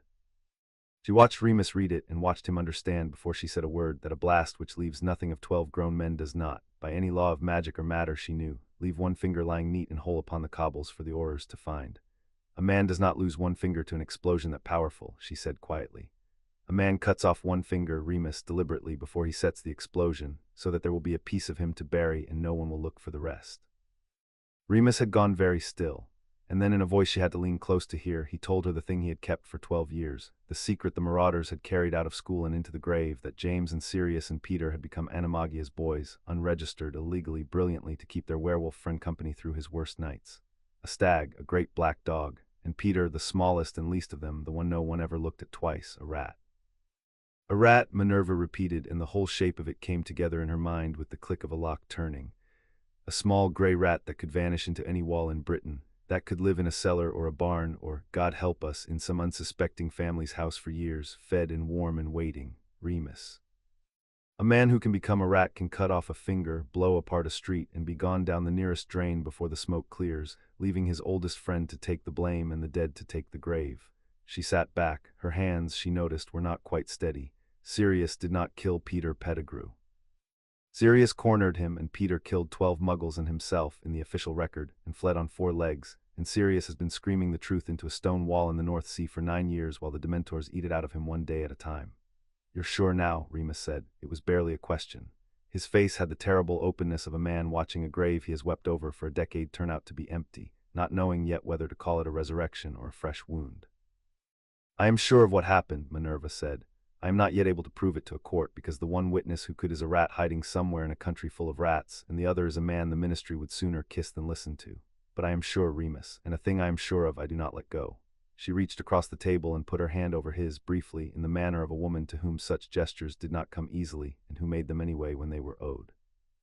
We are going to find him, Peter, I mean, and when we find Peter we free Sirius, and the lad upstairs gets a godfather, and you get back the friend you buried alive, and the dead James Potter gets the one piece of justice still left lying in the road for someone to pick up. It will take as long as it takes, but it ends with Sirius Black walking free, I have decided, and you have seen, I think, by now what tends to happen to things once I have decided them. It would take years. She knew it would take years. The dead do not dig themselves up to order, and a rat who is hidden well does not wish to be found. But Minerva McGonagall had cut one rope already in defense of these children and found her hands strong enough, and she set herself to this second labor with the same patience, the long game of a woman who answered to no one and would not be hurried, and she did not tell Harry, because she would not hand a child a hope she could not yet keep. That at least she had learned from watching the alternative. The first time the war reached out and touched them, it came on a clear autumn afternoon, and it came for Harry, and Minerva was ready, because she had spent 2 years being ready behind a face that gave nothing away. They had gone to the village, the 3 of them, for the ordinary business of a household, and Harry had wandered ahead to the harbor wall to watch the boats, 10 years old and lanky now and brown from the summer, and a stranger had been waiting by the chandlers with the stillness of a thing that has waited a long time. Harry did not notice him. Hermione did. Hermione, who noticed everything, felt the wrongness of him before she understood it, a man too well dressed for the village and too motionless, watching her friend with an attention that had nothing kind in it, and she said, "Professor," in a particular voice, and Minerva McGonagall looked once and crossed the harbor front faster than a woman of her years had any right to move. The stranger had a wand half out of his sleeve when Minerva reached him, and then he did not have a wand at all, because she had taken it from him with a flick of her own that Harry, turning at last, did not even see, only its result, the stranger's empty stinging hand and the chandler's window suddenly between him and the children, and Minerva standing very close to the stranger and speaking to him in a voice Harry had never heard her use, low and level and colder than the lock in February. "You will have heard," she said, "a number of things about Harry Potter. You will have heard he is unguarded. You will have heard he is a child, alone, ripe for the taking, a way to buy back the favor of a fallen master, or simply a debt of blood owed and waiting to be collected. I am here to correct your information. He is not unguarded. He is not alone. He is the ward of Minerva McGonagall, who taught half the aurors who would arrest you and the other half who would not bother, and who has spent her whole life being underestimated by men exactly like you, and who is, I promise you, the very last face a great many people have ever seen. She had not raised her voice once. You came to take a child. You will leave with your life, which is more mercy than you intended him, and you will carry a message to whatever remains of your kind, in whatever holes you have crawled into to wait for your master's return. The message is this: he is mine. Come for him again, any of you ever, and you will not find a frightened orphan in a cupboard. You will find me. Now run. He ran. He left his wand in her hand and his dignity on the cobbles, and he ran, and Minerva watched him out of sight, and then she turned, and she was the breakfast-making, story-reading, tartan-aproned woman again, only her eyes still cold, and she came and put a hand on Harry's shoulder and one on Hermione's and said, "Well done, Hermione, you saw him. That is half of all defense, seeing the thing before it sees you. Harry, you are unharmed, do not look so stricken, this was always going to come, and now you have seen that it comes to nothing. Come, we have bread to buy, and I for one am not going home without it." They bought the bread. Harry's hands did not stop trembling until they were halfway up the hill, and Minerva let him tremble and did not comment, and that night, after Hermione had gone to bed, she sat him down by the fire and told him, at last, a portion of the truth, as much as a 10-year-old could carry. That the wizard who had murdered his parents had not died that night but had been scattered, unmade but not destroyed, and that there were those who believed he would return, and that some of them would come hunting the child who had survived him. "Is that what I am?" Harry said, staring into the fire. "The one who survived him, is that all I am to all of them?" "It is what you are to them," said Minerva. "It is nothing to do with what you are. What you are is a boy who is good at transfiguration and kind to half-frozen frogs, and devoted to a girl who is going to spend her whole life telling you why you are wrong. What you are is the only person who has ever beat me at chess before the age of 11, which I have never admitted aloud and will deny to my grave. The thing they see when they look at you is a scar and a story. It is not you. I have had the great privilege of watching you become you, Harry, these 3 years, and I promise you it is a far better thing than the story, and I will spend whatever is left of my life making sure the story never swallows you." She paused. "You are not theirs, you are not the war's. Whatever comes, you are ours first, and you will go into all of it knowing that, which is more than your father had and more than I had and more than almost anyone gets. Hold on to it. It is the strongest armor there is." Harry looked at the fire a long time. Then he leaned his head against her arm, 10 years old and far too tall for it now and doing it anyway, and she let him, and the fire ticked, and the wand of a defeated man lay on the mantelpiece above them like a hunting trophy, and the lock outside held the last of the light. After the stranger on the harbor wall, Remus came more often, and his lessons changed. He did not frighten them with it. He never named the war aloud. But he taught them to throw a shield charm and to mean it, and Hermione had a flawless one by 11, a clean dome of silver light that turned Remus's gentle jinxes aside and made him whistle. And Harry's came slower but harder, the kind of shield you could lean a great weight against, and between the two of them they could hold a corner of the garden against everything the last marauder could throw. It was Harry who asked the question one evening, putting down his wand. "Could you teach us the bad ones?" The ones they use. The stranger on the wall had his wand half out and Professor McGonagall took it off him before he could, but what if she hadn't been there? What if it's just us? He was 11 and trying to be reasonable about his own murder. "Wouldn't it be safer if we knew how to hurt them back?" Remus was quiet a while. "I could," he said, "and there may come a night I wish I had. But I'll tell you what your father would have told you, because he told me once when I asked him much the same thing. The curses that are made to hurt people change the one who casts them, Harry, every time. You have to mean them, mean the cruelty, want the pain, and a person can't reach into that place over and over and come back the same. The ones who use them end up hollow. That's how you can always tell them in the end. There's nobody home." He picked his wand back up. "So no. I'll teach you to shield until your arm falls off. I'll teach you to disarm, to bind, to run, to hide, to make yourself the hardest target in any room. I'll teach you everything that keeps you whole, but the hollow magic you'll have to learn from someone else, and I hope to God you never meet them." "Good," said Hermione fiercely before Harry could answer. "We don't need it. There's always another way. The professor says so. We just have to be cleverer than they are, and we are, Harry, we already are." And Harry looked at her and at Remus and put his own wand away, and the lesson that evening turned, by unspoken agreement, to a shield the two of them could cast together, overlapping, his weight behind her precision, until the garden rang with turned-aside light, and Remus had to admit he could not get a single jinx through. Albus Dumbledore came in person in the spring of Harry's 11th year, and Minerva had known he would, because the letters had been arriving more frequently as Harry approached school age, each warmer and steelier than the last, and one who cannot get his way by owl will eventually come to the door. He came on a soft April evening, walking up the track from the village in traveling robes of midnight blue, and Tam the cat saw him first and went to the window and made a sound, and Minerva looked up from the children's lesson and said evenly, "Go up to your rooms, both of you, and stay until I call you. No, Hermione, not to listen at the stair. I shall know and I shall be cross, and you do not want me cross this evening. I am saving it for someone else." They went. Harry, at the turn of the stair, looked back once and saw, through the window, the old wizard coming up the path, and felt the strangest thing, a prickle along the lightning scar on his forehead that he had not felt in years and could not account for, and he did not mention it and went up. Minerva met Albus at the gate. She did not ask him in. Minerva, he inclined his head. The evening light caught the half-moons of his spectacles. 11 years, he will have his letter this summer. I thought it past time you and I spoke as friends before the term comes and the matter is taken out of both our hands. We are speaking, she said. We are friends. We are speaking at my gate, which is as far into my home as you will come this evening, because the last 3 things you sent me were attempts to get at my children behind my back, and a man does not earn the hearth by tunneling under the wall. He absorbed this without flinching. He had always been able to absorb a great deal. They are remarkable by all accounts, both of them, the Granger girl especially, the things I hear of her control now, where 2 years ago there was only a flood. You have done extraordinary work. Do not flatter me toward whatever you have walked 40 miles to ask it. Very well, he folded his hands. When Harry comes to Hogwarts, he will come into my care, not in place of yours. I would not dream of it. But the castle is mine, Minerva, the wards are mine, the responsibility for every child beneath that roof is mine, and there are things I must be permitted to do to teach him, to prepare him, that go beyond transfiguration on a Sunday and stories by the fire. The hour I spoke of 11 years ago is coming. He must be ready for it, and I cannot make him ready if his own guardian stands between us at every turn with her arms folded. What is it, Minerva said, that you intend to make him ready for? Say it plainly. No prophecies, no greater goods, no half-moons over the spectacles. What do you mean to do to my boy in your castle? And Albus Dumbledore was quiet there at the gate in the April dusk, and when he spoke at last there was no honey in it, only the cold and the weight of a man who has been carrying a secret too heavy for one back. I mean to make him able to die at the right moment, he said, if it comes to that. Because I believe it may. There is a piece of this you do not have, Minerva, and I will not give it to you tonight, because you are not ready to hear it, and I am not ready to say it, and he is 11, and there is, mercifully, a little time. But I will tell you this much, as a friend, at your gate. I did not leave him with those people out of cruelty, whatever you believe.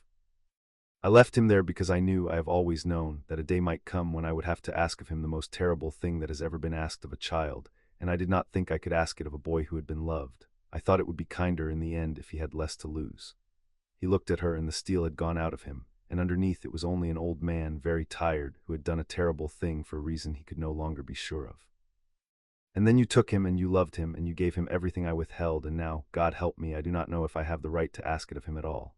You have made my task immeasurably harder, Minerva. You have also, I begin to suspect, made it possible to bear. I have not decided which of those is the greater gift. For a long moment the two of them stood at the gate, the 2 oldest friends in the wizarding world, with 30 feet and one fierce decision between them. You will not use him, Minerva said at last, and her voice did not shake. Whatever this terrible thing is, whatever the prophecy says, whatever you have planned in that labyrinth you call a conscience, you will bring it to me, all of it, when you are ready, and we will look at it together, and we will find another way, because there is always another way, Albus, and the only reason you have never found one is that you have always been willing to spend the child, and so you have never been forced to look. I am not willing, I will never be willing, and I am, as you yourself just observed, very hard to stand between a thing and a child, so bring me your terrible hour when it comes, and then watch me break it. Albus Dumbledore looked at her for a long moment, and something in his lined face that might in a younger man have been the beginning of hope. Do you know, he said softly, I almost believe you might. He inclined his head and turned and went back down the track toward the village in the failing light, an old man walking away from a gate he had not been allowed through, and Minerva stood and watched him go until the dark took him, and then she went inside to her children and called them down to finish their lesson. She did not tell them what had been said at the gate. But she held them both a moment longer than usual that night at their doors, and Harry, half asleep, felt her hand rest on his hair and heard her say, very low, in a voice that was almost not for him at all, "Not while I breathe. Not while I breathe," and did not know what she meant, and slept and dreamed for once of nothing at all. Chapter 3 and Chapter 4. The letters, they already knew the letters came on the same morning, one addressed to each of them, and the absurdity of it kept Minerva at the breakfast table longer than usual, turning her teacup and saying nothing while the 2 children stared at the envelopes by their plates. "They're from the school," Harry said. He had gone still in the particular way he still went still when something seemed too large to be true. "It says, look, it says my name and the cupboard, no, it says the second bedroom, above the lock." He turned the envelope over, the green ink, the wax seal with the lion and the eagle and the badger and the snake. "But you teach there, you're the deputy headmistress. Couldn't you have just told us we were going?" "I could," Minerva agreed. "I have known for 10 years that you were going. I put both your names in the great book myself, in point of fact, the night each of you was born, which is a charm older than the school and answers to no living hand, including mine." She sipped her tea. "But the letter is the letter. Every witch and every wizard in Britain has received that same envelope on that same morning for 1,000 years, in green ink, sealed with that seal, and you will receive yours like everyone else, because you are not exceptions to be waved through. You are children of the wizarding world entitled to its rights, and the first of its rights is that an owl brings you your letter and you open it at your own table and the world cracks open a little wider. She set down the cup. Also, I wanted to watch your faces. I have been looking forward to it for 10 years. Open them. They opened them. Hermione read hers 3 times, lips moving, already drafting in her head the supplementary reading list she would compile before September. Harry read his once and then looked up at Minerva with an expression she had earned over 4 years and never tired of, the look of a child discovering that the good thing was, against all the evidence of his earliest life, going to keep being good. We're really going, he said. You are really going, said Minerva, and I will be there, which I want you both to think about carefully, because it means that for 10 months of the year I shall be Professor McGonagall to you and not, in the corridors and the classrooms, anything warmer, and you will call me Professor and take my points and lose them and never once expect a softer hand because you sleep in my cottage in the summers. Do you understand? At Hogwarts I am everyone's teacher and no one's mother. It is the only way it can be fair to you and to the other children both. She paused, and the steel went out of her by a degree. But the cottage will still be here at Christmas, and the fire, and the place at the table. School is a thing you go to. It is not a thing that replaces home. Do not let anyone, however grand, however clever, persuade you otherwise. Even you, said Hermione, who missed nothing. Especially me, said Minerva. Now finish your eggs. We are going to London on Thursday, and I will not have it said that my children went to Diagon Alley hungry. The letters had come on the 31st of July, which was Harry's birthday, and that was not a coincidence. The great book at the school sent each child's letter to arrive with the turning of their 11th year, and Harry's 11th year turned that morning. He was used to birthdays now. It had taken work. The first one at the cottage, the summer he turned 8, he had not mentioned at all, on the old Dursley principle that his birthday was a date best got through without drawing fire, and Minerva had found out only from the file and had said nothing and produced, that evening, a single candle in a bun and the flat instruction that he would be having a birthday every year whether he approved of it or not.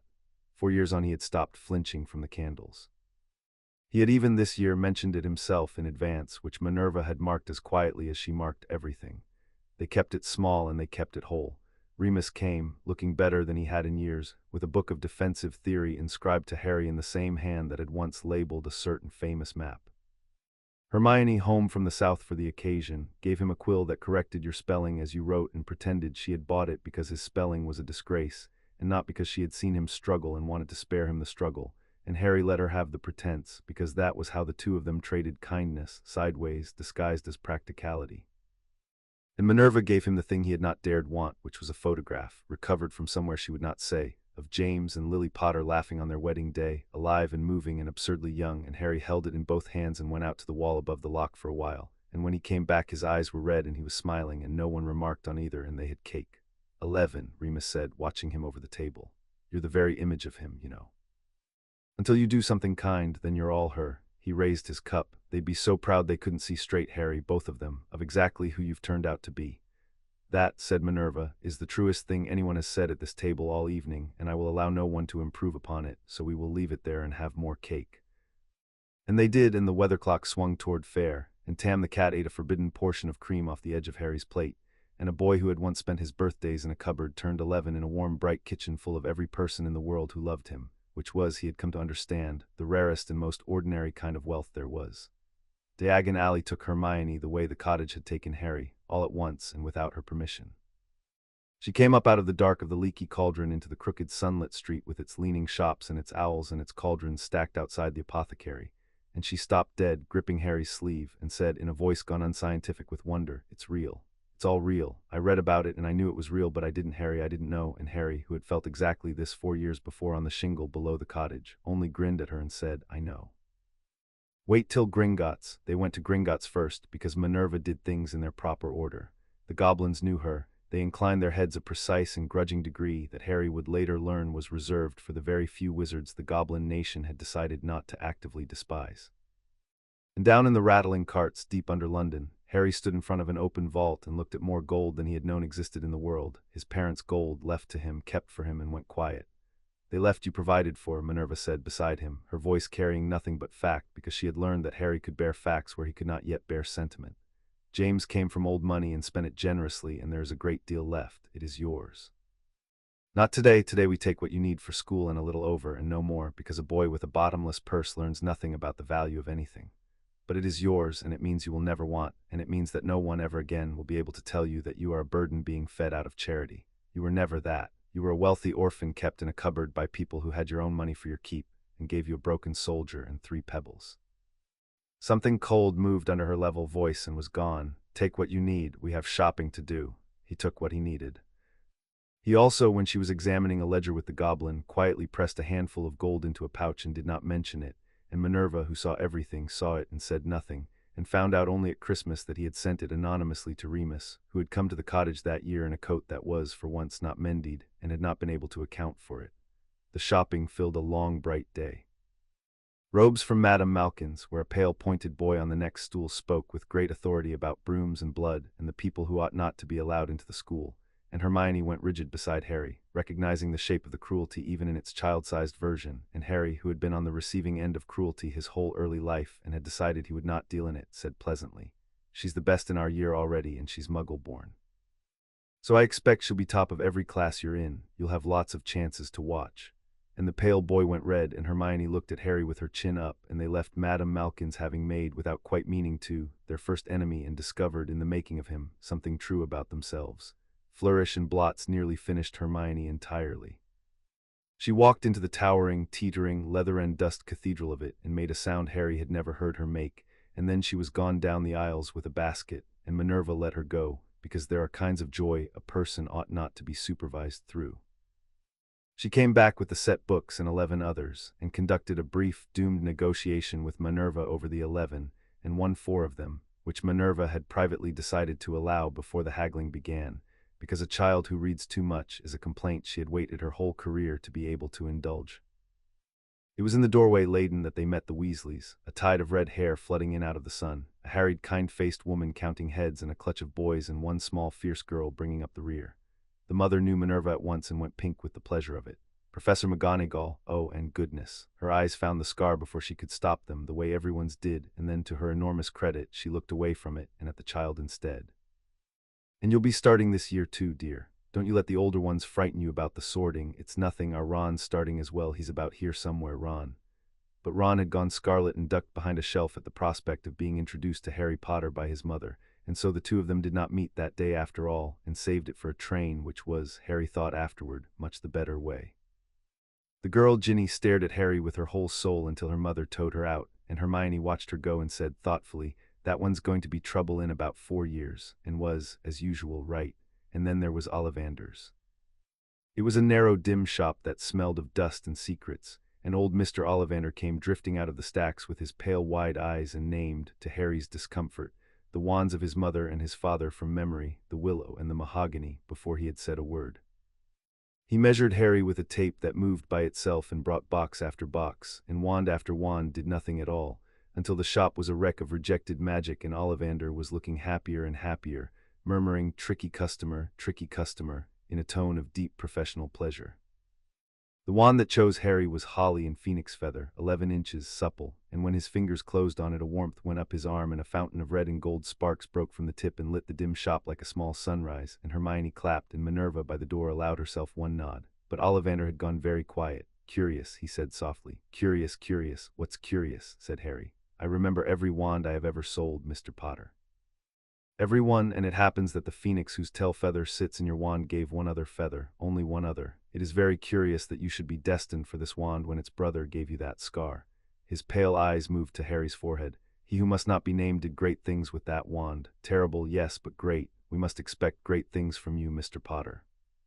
The wand chooses the wizard after all, and it has chosen, and the world will be watching to see what—" "The world," said Minerva McGonagall from the door in a voice that closed the subject like a book, "will mind its own business, and so, Garrick, will you.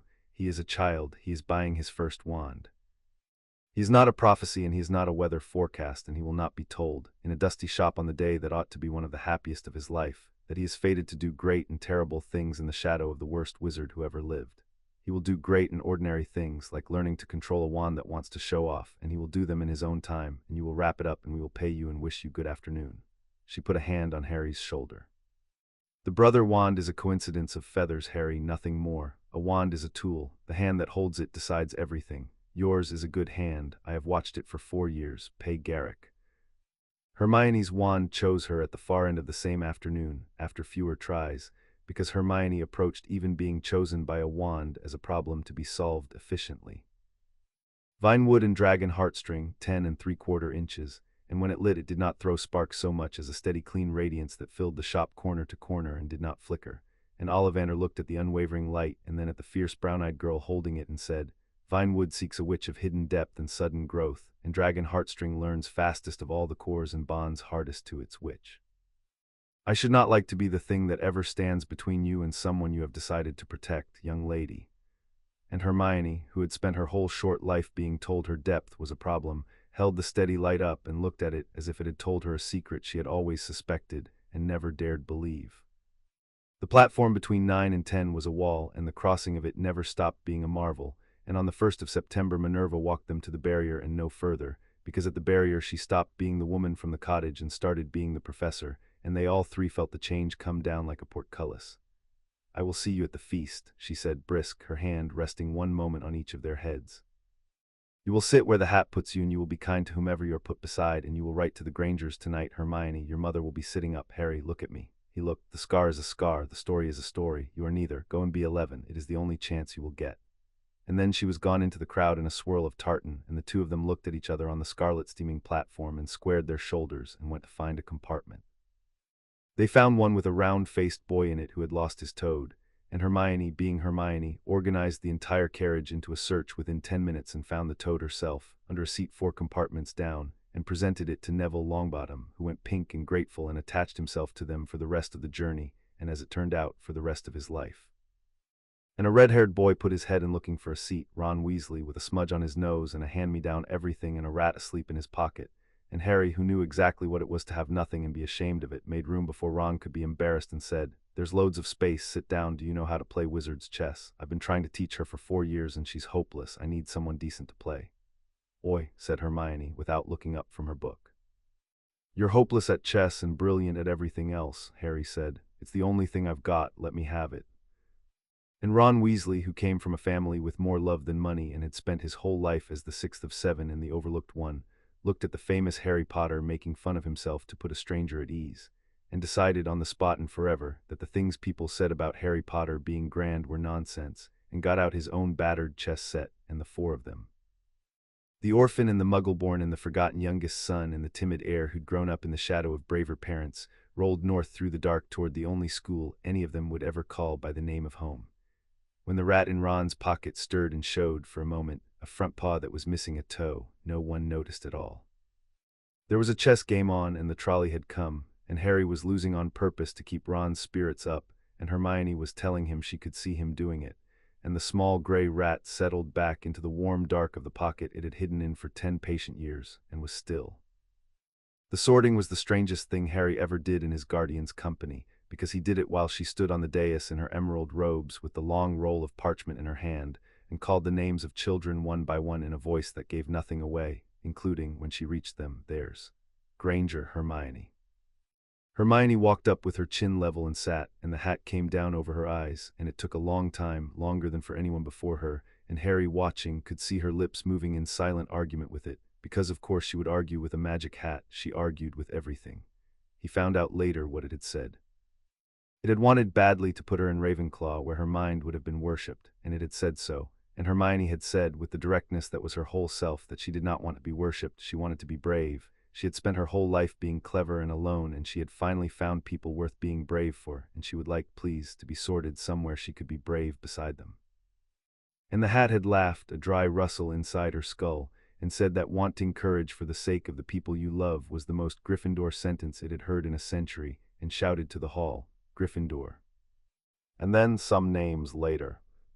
Potter, Harry, and the hall hissed and craned, and Harry walked up under the weight of every eye in the room and sat, and the hat went down, and he heard it murmur about courage, yes, plenty of it, and a thirst to prove himself, and a mind better than he let on, and it mentioned Slytherin, where he could be great, and Harry thought very clearly, the way Minerva had taught him to think clearly under pressure, that he did not want to be great, he wanted to be good. And that he wanted to be wherever Hermione was, and the hat said, Ah, that one again, you're a matched set, you two, well, who am I to separate a thing the world has bothered to assemble, and roared, Gryffindor. And Harry went and sat beside Hermione at the gold and scarlet table with Ron across from them and Neville beside him, and looked up at the high table, where his guardian sat in her tall chair, and looked back at him with a face of perfect professional composure and eyes, only for a second, only for him, that were not composed at all. The strangeness of the arrangement wore in slowly.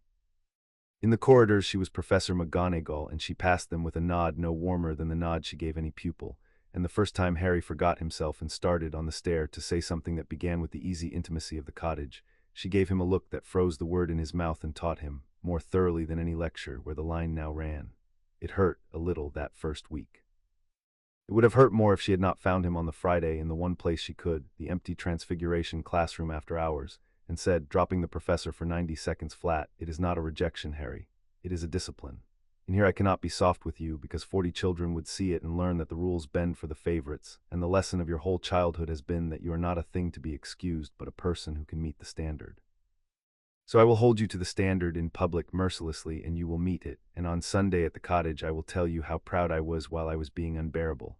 Both things are true. Learn to hold them at once. It is the most useful thing I can teach you about being grown." Her first lesson with them set the tone. She turned her desk into a pig and back before they had sat down, which silenced even the loudest, and then she made them copy notes for an hour before they were permitted to touch a match.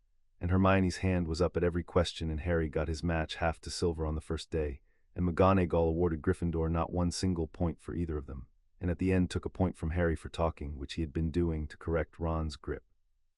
And the lesson the whole class learned was that the deputy headmistress's own wards got no quarter from her at all, and the resentment that had been brewing among the older students about favoritism died for want of fuel within a fortnight. The four of them held together through it. Ron found Hermione difficult at first, her certainty in her raised hand and her habit of being right out loud, and there was a fortnight of friction where he muttered and she sniffed, and Harry kept the peace badly. Neville was frightened of his own shadow and of Professor McGonagall in particular, until the day she returned his remembrall to him with the dry observation that his grandmother had been one of her finest students, and that timidity was not the same as weakness, and she expected to see the difference proven. And Harry sat in the middle of all of it, the orphan who had learned in a cupboard exactly how much a person needs to be wanted, and quietly, doggedly, made them into a thing that held. It was the troll that welded them.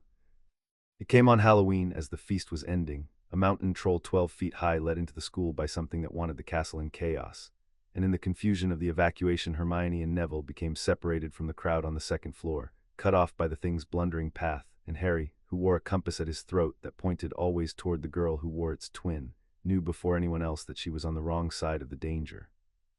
And he took Ron by the sleeve and went the wrong way, against the tide of fleeing students, toward her.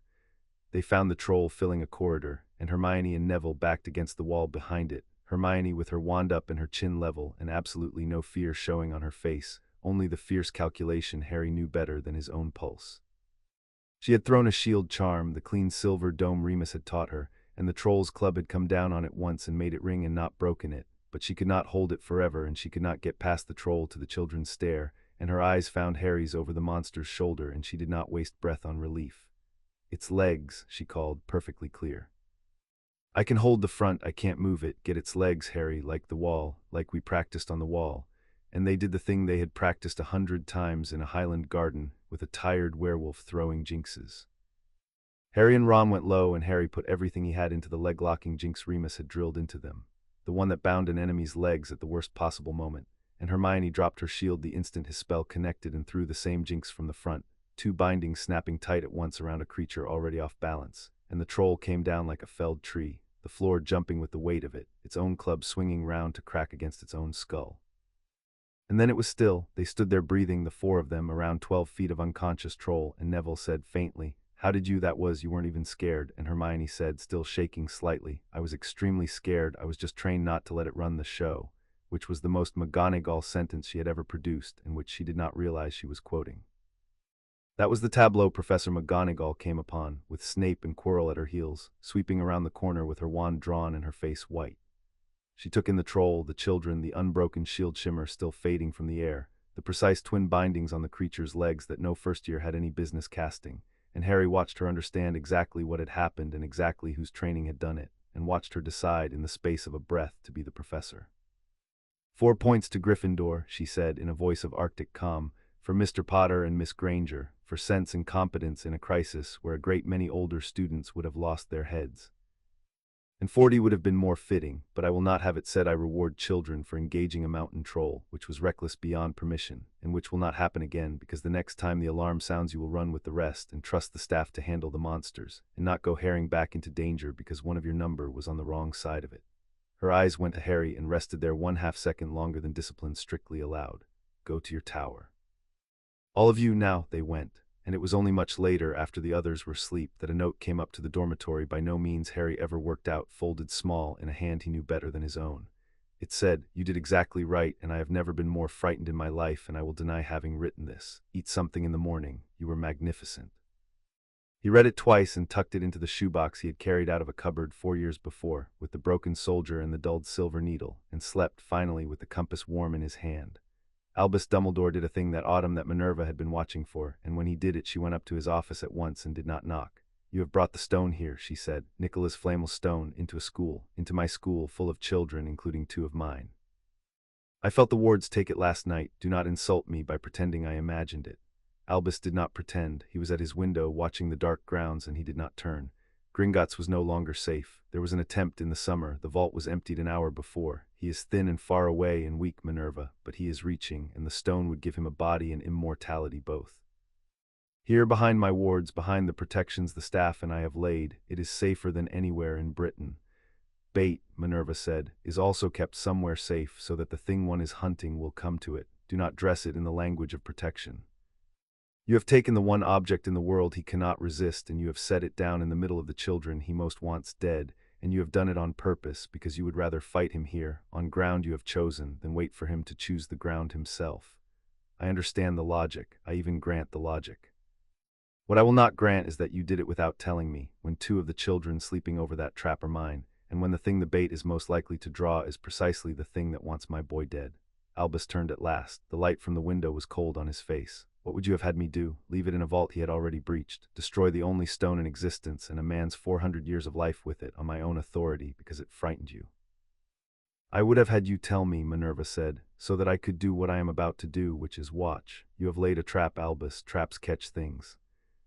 I intend to be standing over this one when it springs, and I intend my children to be nowhere near it, and I am telling you now to your face, the way you did not tell me, that if your clever plan to lure Voldemort to a school full of children should happen to put Harry or Hermione in the path of that thing, there will be no prophecy and no greater good and no 40 years of friendship sufficient to stand between you and what I will do about it.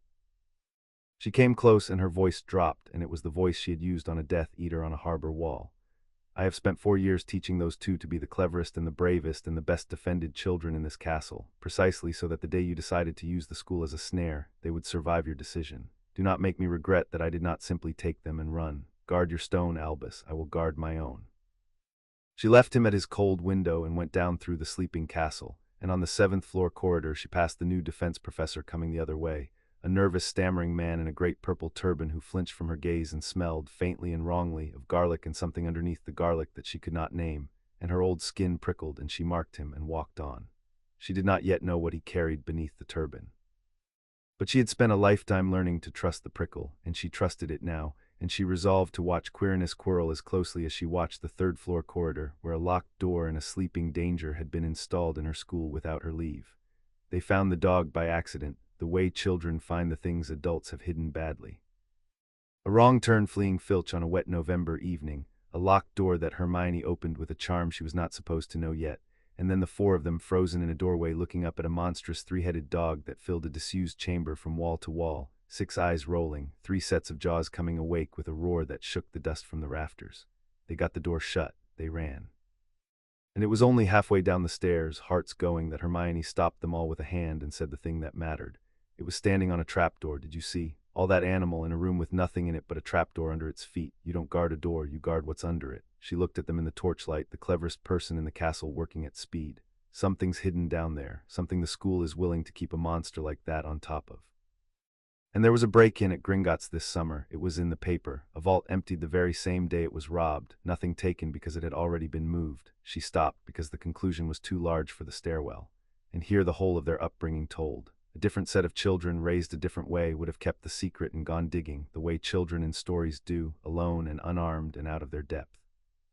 But Harry and Hermione had been raised by a woman who had taught them, every Sunday for 4 years, that cleverness shared with a trusted adult is worth 10 times cleverness hoarded, and that the brave thing and the reckless thing are not the same thing, and so they did the genuinely difficult thing, the thing that took more courage than the trapdoor ever would. They went and told her. Minerva listened to the whole of it at her classroom desk after hours. The four of them crowded before her, and she did not dismiss them, and she did not pat their heads, and she did not tell them they had imagined it. She listened as she had listened to a frightened girl in a southern bedroom and a frightened boy in a cupboard, completely, taking it seriously because they were serious people, and when they had finished she was quiet a moment. "You are correct," she said.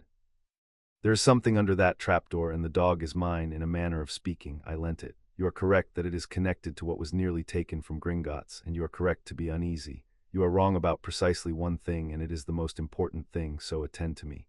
She looked at each of them in turn. "It is not yours to guard. There are protections on that trapdoor laid by myself and the headmaster and 4 other professors, and they exist precisely so that no child ever has to go down there. Your whole part, is exactly what you have just done. You saw a danger. You brought it to someone who can act on it. That is not cowardice. That is the highest competence there is, and I am prouder of you for walking up these stairs to tell me than I would have been if you had slain the dog single-handed." She paused, and her gaze settled on Harry and softened by a fraction no one but he would have caught. "Harry, the scar, you said it troubled you near the defense professor. Tell me that part again slowly and leave nothing out. That is the thread I want," he told her. "About the prickle in Diagon Alley near no one he could name, and the burning the night a stranger waited by a chandler's wall, and the way it had woken sharp and hot when Quirrell's eyes had passed over him at the feast." And Minerva McGonagall listened, and her face gave away nothing, but under the desk her hand closed slowly into a fist, because she had smelled it too, the wrongness under the garlic, and now a child she loved was telling her that his curse scar sang in the professor's presence, and she was beginning, with cold and rising certainty, to understand what her old friend had truly brought into the castle, and on whose face it was writing. "Thank you," she said evenly. "You have done well, all of you. Now you will leave it entirely to me. I mean that as an order and not a suggestion, and I have never in 4 years given Harry Potter an order I did not mean. Stay away from the 3rd floor, stay away from Queerness Quirrell. Come to me the instant your scar so much as itches, and go to bed." She rose to see them out, and at the door she stopped Harry with a hand on his shoulder briefly and said low under the cover of the others' chatter, "You are safe. I am awake now in every sense. Sleep." And he went up to the tower believing her, because she had never once lied to him, and slept some hours. Down in Gryffindor Tower in the boys' dormitory, Harry Potter woke in the dark with his scar burning, a clean hot line of fire across his forehead, the worst it had yet come, and he lay still and breathed as Minerva had taught him, in for 4 and out for 4 until it dulled, and he did not wake Ron. He thought about what she had said at her desk, that she was awake now in every sense, and he believed it, and the belief did most of the work the breathing could not. But he lay a long time afterward looking at the gray square of the window, turning the new fact over, that somewhere under this same roof was a thing that wanted him dead and wore a teacher's face, and that the burning in his scar was the nearest he would ever come to hearing it think. He reached for the brass compass on its chain at his throat, the twin of the one Hermione wore 2 floors above, and felt it warm under his fingers, holding always to its single direction, toward her, sleeping, safe, 2 floors up in one corridor over and entirely within the circle his guardian had drawn around the 3 of them and dared the world to cross. It steadied him as it always did. He did not feel afraid exactly. He felt the particular calm of a person who has been taught, every day of 4 good years, that he is not alone in the dark and never will be again. He held the compass until the lake went from black to slate to the first thin gold, the color the lock went on the mornings he had learned to trust, and somewhere in that watch he slept and did not dream of green light, and woke to the smell of a Saturday and the sound of Ron snoring and the ordinary unimaginable wealth of a life worth defending. Chapter 4 and Chapter 5. What the 3rd floor hid the scar told Harry the truth long before anyone was willing to believe it, and the difference between this story and the one that might have been is that someone believed it anyway. All through that winter it burned, never badly, never long, but in a pattern Hermione plotted on a chart she kept folded in her Transfiguration book, because Hermione met fear as she met everything, with measurement. It burned when Quirrell drew near in the corridors. It burned worst on the nights the defense professor took the late patrols, and it did not burn at all when he was away, and by February the chart in Hermione's careful hand showed a correlation so clean that even Ron, who distrusted homework on principle, could not argue with it. They took the chart to Minerva because that was the rule now, the rule the whole household ran on. You did not hoard a danger, you brought it to someone who could act. And Minerva looked at the folded chart on her desk, at the neat columns and the dates and the single damning variable, and she did not tell them they were imagining things, and she did not tell them to run along. She said, "You have done in 6 months with a quill what the Auror office could not be troubled to do at all," and she kept the chart, and she went that same night to wage a quiet war against the most powerful wizard alive on behalf of 2 children and a folded piece of parchment. She had been waging it all year. Harry did not see most of it. That was the point of it, that a child should be able to go to lessons and lose at chess, and not know that his guardian sat up past midnight matching her wits against Albus Dumbledore's certainty. But she told him some of it later, and he pieced the rest together, and what it came to was this: that Minerva McGonagall had spent the year trying to get the stone out of the school, and Albus Dumbledore had spent the year refusing because the trap was working, because the thing under the turban was circling closer, and Albus wanted the confrontation on his own chosen ground and would not be moved. "Take it to the goblins," she had said. "Take it to Flamel. Destroy it. Drop it in the deepest part of the loch and let him spend 100 years dredging, anything but leave it under a school, and lose the only chance to face him while he is weak," Albus had answered, "and weak is the only way he can be faced. No, Minerva, the stone stays, the protections hold, and if he reaches for it, he reaches into a trap of my devising, not I into one of his. And the children who sleep over your trap are protected by it, not endangered by it. You have made them formidable, trust your own work." She had not trusted his, that was the whole of the difference. Where Albus laid his protections and waited with the serenity of a chess master sure of his board, Minerva prepared for the protections to fail, because she had spent a longer life than Albus suspected watching clever plans fail at the precise moment their authors were proudest of them. She drilled the children harder. She taught them the chamber's logic without telling them why, slipping the principles of the obstacles into ordinary lessons, a riddle here, a defensive formation there, so that if the worst came and they were ever, against all her intention, on the wrong side of that trapdoor, they would not be meeting the dangers cold. And she watched Quirinus quarrel with the patience of a cat at a hole, and she was not the only one. Severus Snape watched him too, for reasons of his own that Minerva did not yet fully trust but had begun to credit, and between the two of them they kept him so closely hemmed that he could not move for months. There was Quidditch in the middle of all of it, because life does not stop being a life because a murderer is circling, and Harry had inherited more than his father's hands.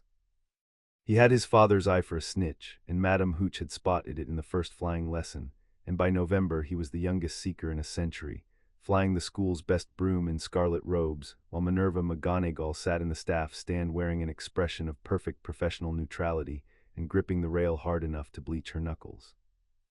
The first match was against Slytherin, and it was in the middle of it, 100 feet up with the snitch nowhere in sight, that Harry's broom tried to kill him. It bucked, it rolled. It tried to throw him into the open air, lurching and twisting with a will of its own, and Harry clung to it with both hands and both knees while the crowd's roar turned to screaming, and in the staff stand Minerva was on her feet. But it was Hermione who found the cause, because Hermione in a crisis did not watch the victim, she watched for the hand behind the knife. She had her eyes on the staff stand through a pair of borrowed omnioculars within seconds, sweeping the rows, and she found him. Quirrell in his turban, his lips moving, his eyes fixed and unblinking on the jerking broom, his hands still under his robes. "It's Quirrell," she said to Ron, already moving, already out of the stand and crawling along beneath the seats. "He's jinxing it, you have to keep eye contact and not blink, look at his mouth, he's muttering a curse. Ron, create a distraction, I need 10 seconds behind him." She got her 10 seconds.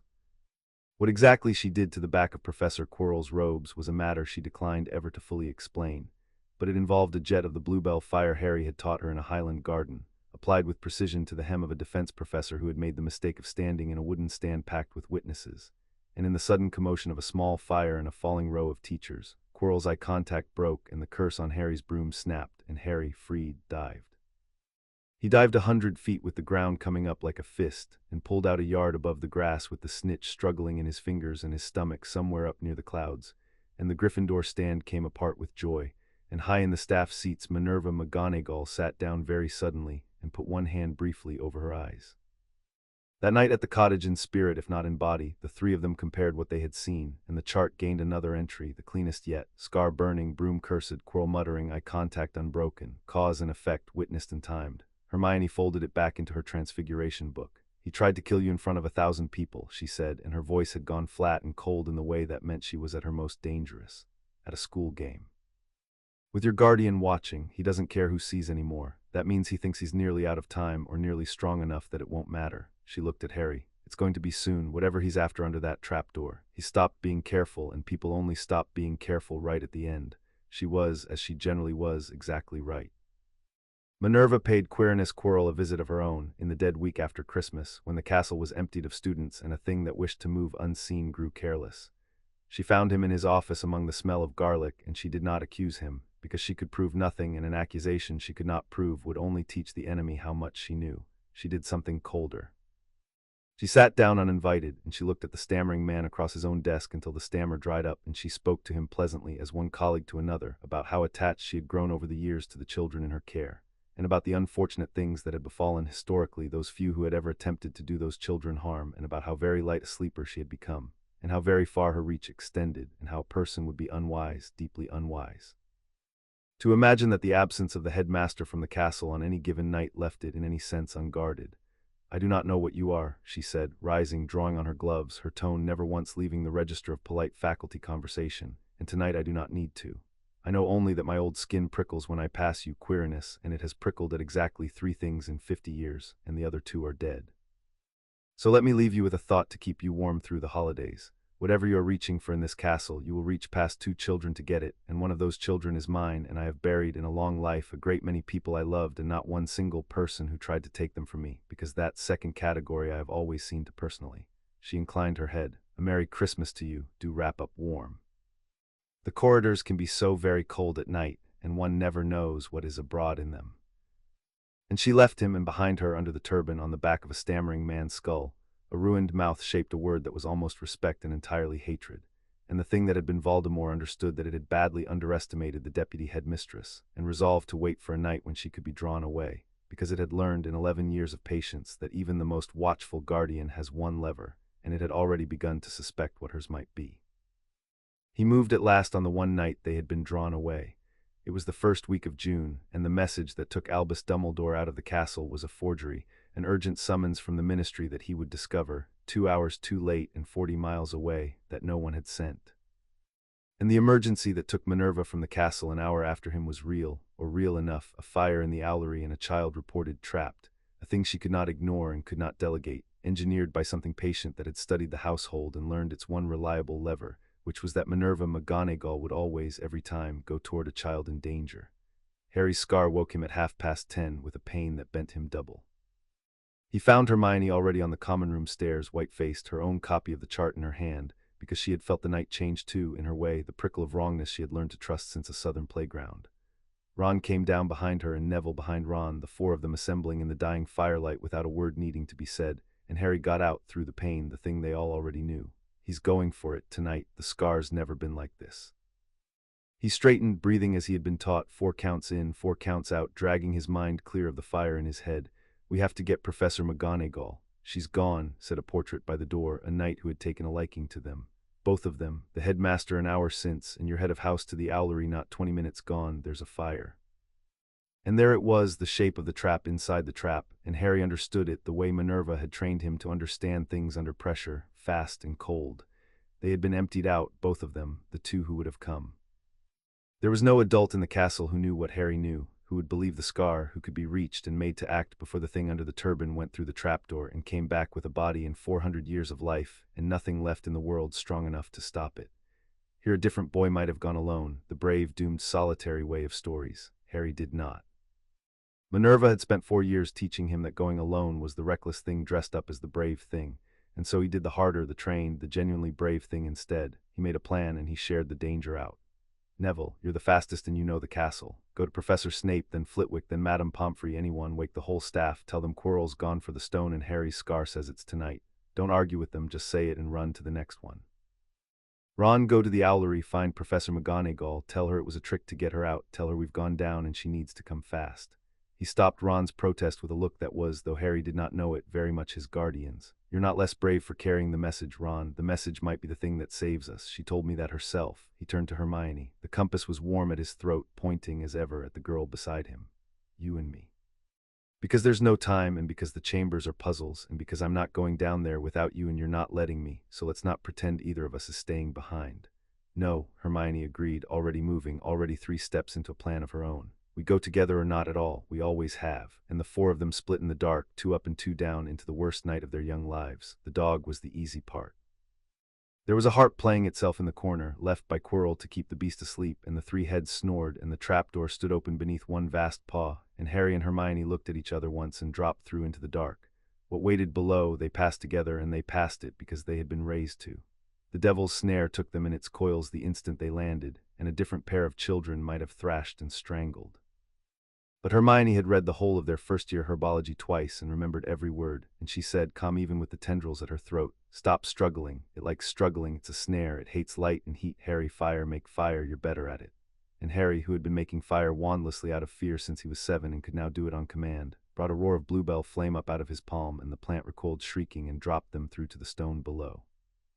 The room of flying keys they solved in 4 minutes, Harry on the old-school broom hunting the one bright bent-winged key while Hermione called the patterns from below. Here, the high one, no, it's fainting, left, and they were through the door and locking it behind them before the swarm could regroup. The giant chessboard nearly cost them because it had to be played and not solved, and here Harry's hands, his father's hands, the hands that had beaten Minerva McGonagall before he was 11, moved the great stone pieces across the board with a cold daring that made Hermione grip his sleeve. And at the last he sacrificed his own knight to open the way, and the board let them pass and did not, this time, demand the price in blood that it might have. Because Harry had read the position 3 moves deeper than the board expected a child to read it. The troll in the next chamber was already down, felled by something ahead of them, and they did not stop to wonder by what. And then the potions, the last riddle, 7 bottles in a row and a paper of verse, fire before and fire behind, and this was Hermione's, wholly and only Hermione's, a puzzle of pure logic with death in every wrong bottle, and she stood over it with her chin level and her mind a clean cold instrument and worked it through twice to be certain, because Hermione Granger did not guess where a guess could kill, and she put her finger at last on the smallest bottle and said, "That one takes you forward. There's only enough for one." They looked at each other in the torchlight, boy and girl who had agreed on a staircase an hour before that they went together or not at all. "You go back," Harry said. "Get Ron, get the staff, I'll hold him, I'll stall, I just have to keep him from the stone until—" "Don't," said Hermione, and her voice cracked for the first time all night, the only time. "Don't you dare make me leave you down here, Harry Potter. I have never once left you, and I am not starting tonight. You're not leaving me." He took her hand. The compass was hot between them. "You're going for the others." "That's not the bench, Hermione, that's the most important position on the board. You taught me that, you and her, you bring the cavalry and you bring it fast. I can stall anyone for 10 minutes, you've seen me, I learned from the best stallers alive." He tried to smile and mostly managed it. "And you're the only person I trust to get them down here in time. Go, please, so that when I'm being an idiot in there I know help is coming because you're the one bringing it." And Hermione Granger, who was braver than anyone gave her credit for precisely, because she did the frightening sensible thing instead of the frightening dramatic one, took the second potion that led back the way they had come, and she held his face one moment in both her hands, 11 years old and fierce and terrified, and she said, 10 minutes. You stall him 10 minutes. If you die down here I will never forgive you, I mean it, I will be insufferable about it for the rest of my life. And then she was gone back through the black fire, running for the cavalry, and Harry drank the small bottle and walked forward alone into the last room. Quirrell was at the mirror. Of course he was. It was the last protection, Albus's own, the thing that would yield the stone only to one who wanted it and did not mean to use it, and Quirrell could not solve it, and turned at Harry's step with a face that was no longer stammering at all. "Potter," he said, "I wondered if it would be you. It is always you." What followed, Harry would never tell in full, not to Ron, not even for years to Hermione. He stalled. He talked as he had learned to talk at a breakfast table to put a frightened person at ease, only turned now to the opposite purpose, to keep a murderer's attention on his face and off the mirror. He let Quirrell rage and boast. He looked into the mirror and felt the stone settle impossibly into his real pocket, because he wanted it found and not used, which was the whole of the riddle, and he kept his face empty while his heart did otherwise. And then the voice came, the high cold voice from the wrong side of the turban, and Quirrell unwound the cloth, and Harry looked at last on the thing that had murdered his parents, the ruined face pressing out of the back of a man's skull, and the scar on his forehead became a white blade of agony that drove him to his knees. "Kill him," said the face. "Kill the brat and take the stone." Quirrell lunged, and his hands closed on Harry's wrist, and then Quirrell was screaming, because where he gripped Harry's skin his own flesh blistered and cracked and smoked. And Harry understood in the white roar of his own pain the thing his guardian had told him by a lock when he was 7, that the love that turned the killing curse lived in him still in his own skin, and traveled where he traveled, and was strongest in a boy who was loved. He had been loved every day for 4 years. The protection in him was not the worn remnant of a dead woman's sacrifice kept alive in a cupboard. It had been fed, it had grown, and it burned Quirrell's hands to the bone. "Hold him!" Shrieked the face, and Quirrell, weeping, his hands ruined, flung himself at Harry to pin him by main force, to crush the life out of him whatever it cost. And Harry, blind with pain, got both his own scorching hands up against Quirrell's face and held on. And Quirrell burned, and Quirrell screamed, and it was not going to be enough, because there were 2 of them and one of Harry, and the cold voice was already gathering itself to leave the dying body and take Harry's instead. It was then that the black fire at the far door turned to silver and Hermione Granger came through it like a thrown spear. She had not gone for the cavalry and abandoned him. She had gone for the cavalry, found Ron and Neville and Snape converging on the trapdoor above, sent them down behind her and come back first ahead of all of them, because the compass at her throat had told her the direction of the only thing that mattered, and she had run toward it faster than sense allowed. And she took in the room in one glance, Harry on his knees burning a screaming man's face, the wraith thing rising gray out of Quirrell's collapsing flesh, and she did the thing she had been born able to do and trained for 4 years to govern. She let the flood out, not in fear this time, in choice. All of it the raw uncharted power that had set a kitchen alight and frozen a playground, and made Ollivander warn the dark not to stand between her and someone she had decided to protect. She gathered it the way Minerva had taught her, owned it, aimed it, and threw it at the thing rising off Quirrell's body in a wave of force that had no name in any textbook, because no textbook had imagined an 11-year-old who could do it. The wraith was flung backward, shredded, howling, scattered a second time from the body it had ridden, and Quirrell crumpled to ash and emptiness, and the gray thing that had been Voldemort tore itself free and fled shrieking through the stone of the ceiling out and away, broken again, not dead, never quite dead, but rooted by a burning orphan and a muggle-born girl who had decided together on a staircase that they went together or not at all. As it tore through the stone it found, somehow, the breath to speak, the cold voice trailing back down into the chamber like smoke. "You are children," it said to the two of them in a hatred old as a war. "I have waited 11 years, and I will wait 11 more, and you will grow, and I will grow, and one day there will be no cottage and no mirror and no burning hands to save you. Remember me. I will be the last thing the both of you ever see." And then it was gone through the roof and out into the June night, and the threat hung in the cold air of the chamber after it, a promise the two of them would carry unspoken into every year that followed. Harry's last sight before the dark took him was Hermione's face above his own, and her hands cool now on his ruined ones, and her voice saying his name, and behind her the silver light of running adults at last, too late to save him, and exactly in time to find him saved.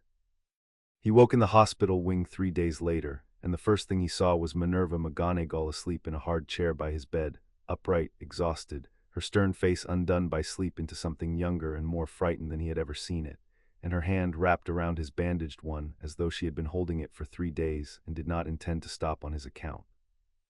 He must have made a sound because her eyes opened at once, fully awake in an instant the way only a parent or a soldier wakes, and for a moment she only looked at him, and he looked back, and neither of them said anything, and a great deal passed between them that did not need words. "You disobeyed me," she said at last, and her voice was not steady, and she did not try to make it so. "I told you to come to me the instant your scar troubled you, and to leave the 3rd floor to me, and you went down that trapdoor into the worst danger this castle has ever held, and you very nearly died on the stone floor of it, and if you ever do anything so reckless again I shall—" She stopped. Her hand tightened on his. "You sent the others for help, you made a plan. You shared out the danger, and you did not go alone, and you held him off until help came, exactly as I taught you. And you are alive because of every single thing I drilled into you, and I am so angry at you that I can hardly see, and I have never in my life been so proud of anyone, and both of those are true. And I told you once you would have to learn to hold 2 true things at once, and now so do I." She pressed his bandaged hand to her cheek briefly, a thing he had never seen her do. "You are alive, you came back to me. Do not speak yet, just be alive a while where I can see it." "Hermione," Harry got out through a throat like sand. "Is she asleep in the next bed and furious that I made her sleep and entirely unhurt, and she has not left this wing in 3 days either, and the two of you between you have taken 10 years off my life, and I would not trade a single one of them." Minerva's mouth did something that was almost a smile and mostly relief. "She pulled half a mountain off you, Harry, in a manner of speaking. She did a thing in that chamber that Albus has been muttering about for 3 days, a thing no trained witch twice her age should have managed, and she did it to save you, and when she woke she asked for you before she asked for water, the 2 of you. I do not know what I did to deserve the pair of you, and I have decided not to examine it too closely in case the answer is nothing and the universe takes you back." And Harry, too weak to do anything else, turned his head on the pillow and found in the next bed Hermione already awake and already watching him, her brown eyes red-rimmed and fierce and bright, the brass compass on its chain on the table between their beds where someone had laid it. And she did not say anything either because she did not need to, and the two of them looked at each other across the small white distance and were, both of them, alive, which was the only argument either of them had ever needed.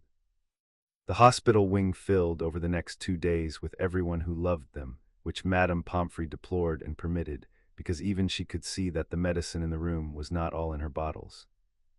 Ron came first and would not look directly at Harry for a while, because Ron had spent 3 days believing that he had run for help instead of going down the trapdoor, and that this made him a coward, and it took Harry, and then Hermione, and finally a single dry sentence from Minerva to disabuse him. You carried the warning to the owlery through a burning castle, she told him, and it was your warning that brought me down that trapdoor at a dead run, and I was perhaps 90 seconds behind your friend Miss Granger, which means, Mr. Weasley, that the message you ran was very nearly the thing that saved both their lives, and I will hear no more about cowardice from a boy who did exactly the brave and necessary thing he was asked to do. Ron went red and then slowly sat up a little straighter, and after that he could look at Harry again. Remus came on the second day, grey and shaking with a fear he had ridden the length of Britain, and he stood between the two beds and put a hand on each of their heads and could not speak for a moment.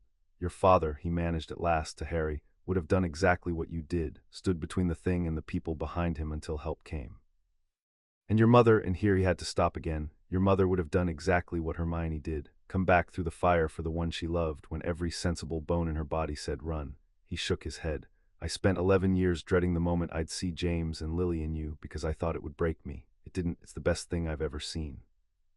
And the Grangers came through the fire, Helen and Robert's faces swimming up in the hospital grate that Minerva had connected for the purpose without asking anyone's leave. And Helen wept and Robert held the connection steady and Hermione knelt on the cold floor in her hospital nightgown and talked to her parents until Pomfrey made her go back to bed. And it was the same ritual that had anchored her through every hard night since she was 8. The face in the fire, the litany, you are loved, you are loved. You are loved, only now it had Harry's name folded into it too, because Helen Granger had long since stopped being able to love her daughter without loving. In the next breath, the green-eyed boy who had decided in a cold garden that her child was not too much but exactly enough. Late on the second night, when the visitors had gone and the lamps were down and the two of them were supposed to be asleep, Harry heard Hermione's voice come quietly across the dark between their beds. You were going to stay down there alone, she said. You were going to let me go back and you were going to die holding him off so I'd be safe, weren't you? Harry was quiet a moment. Yeah, he admitted. For about 10 seconds I was, then you came back through the fire and ruined the plan. Don't, said Hermione, and her voice was not quite steady. Don't ever make that plan again, the one where you're the only one who doesn't get to come home. I've thought about it for 3 days and I've decided I won't allow it. Whatever's coming, all of it, the war hymn, whatever it is, we go into it the way we went down that trapdoor. Together or not at all, you don't get to be brave by yourself anymore. That's the deal, promise me. And Harry, 11 years old in the dark, with the compass she had given back to him warm against his chest, said, I promise, together or not at all. And he heard her breathe out, the small sound of a fear set down, and after a while her breathing went long and even, and he lay awake a little longer, holding the promise like the needle and the soldier in the photograph, one more thing worth keeping in the shoebox of his heart, and then he too slept. It was Hermione who handed Minerva the last piece, though she did not know what she was handing over. She had remarked on it weeks before, idly as she remarked on everything, that Ron's pet rat was a puzzle.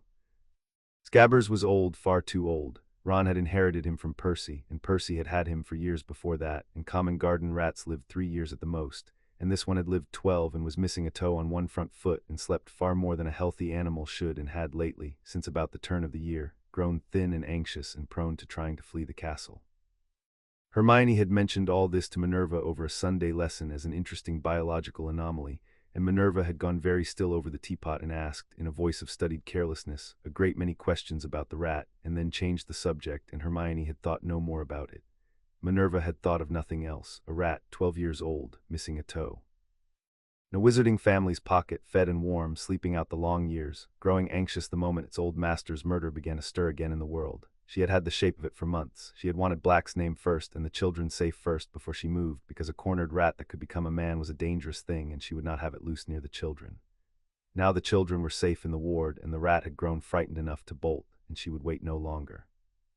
She went to Ron the morning after the worst night, and she did not explain everything because some of it was not yet hers to tell, but she asked him gravely as one adult to another to lend her his rat for a matter of justice, and Ron, who would have given Harry Potter's guardian his right arm by then, fetched Scabbers from the tower in his cupped hands. The rat knew. The instant it came into the room with her it knew, and it screamed, a thin terrible sound no garden rat ever made, and it tore itself out of Ron's hands and hit the floor running for the gap under the door. It never reached it. There had been a tabby cat on the hearthrug washing one paw, and the cat was simply there between the rat and the door, faster than a thought, faster than anything that wore that shape had a right to move, and one paw came down, claws sheathed, precise, pinning the shrieking animal to the flagstones without breaking its skin, and a pair of eyes with square markings round them looked down at the thing struggling under the paw with 12 years of patience and a cold and terrible recognition. "Hello, Peter," said Minerva McGonagall, who had become herself again, standing over the cage she had already prepared. "You have been very difficult to find. You will be a great deal easier to keep." And she sealed the screaming rat under 4 locking charms and a wardstone and set the wildcat to watch it. And Ron Weasley stood in the doorway with his mouth open, beginning slowly to understand that his pet of 10 years was a man, and that this man was a murderer, and that he had been sleeping at the foot of that man's hiding place every night of his childhood. And Hermione put a steadying hand on his arm because she had worked it out 3 sentences before he had. And the two of them watched Minerva carry the cage away to her office, light-footed, grim, and at last, after 4 years, certain. Albus Dumbledore came the next evening, and he came for once as a man who had been wrong. The stone is destroyed, he told Minerva, in the corridor outside the ward where she had gone to meet him so the children would not hear. Nicholas and I have spoken. He and Perenelle will set their affairs in order, and they will die in their own time in peace, which Nicholas tells me he finds he does not mind, after 600 years, half so much as he minded the thought of that thing wearing his life. He paused. You were right, Minerva. I laid a trap with children sleeping over it, and the trap caught my enemy, and it very nearly caught the one child in this school I would have died before losing, and the only reason it did not is that you spent 4 years preparing for the failure of a plan I assured you would not fail. I have been outthought by my own deputy and 2 11-year-olds. I find I am too relieved to be embarrassed.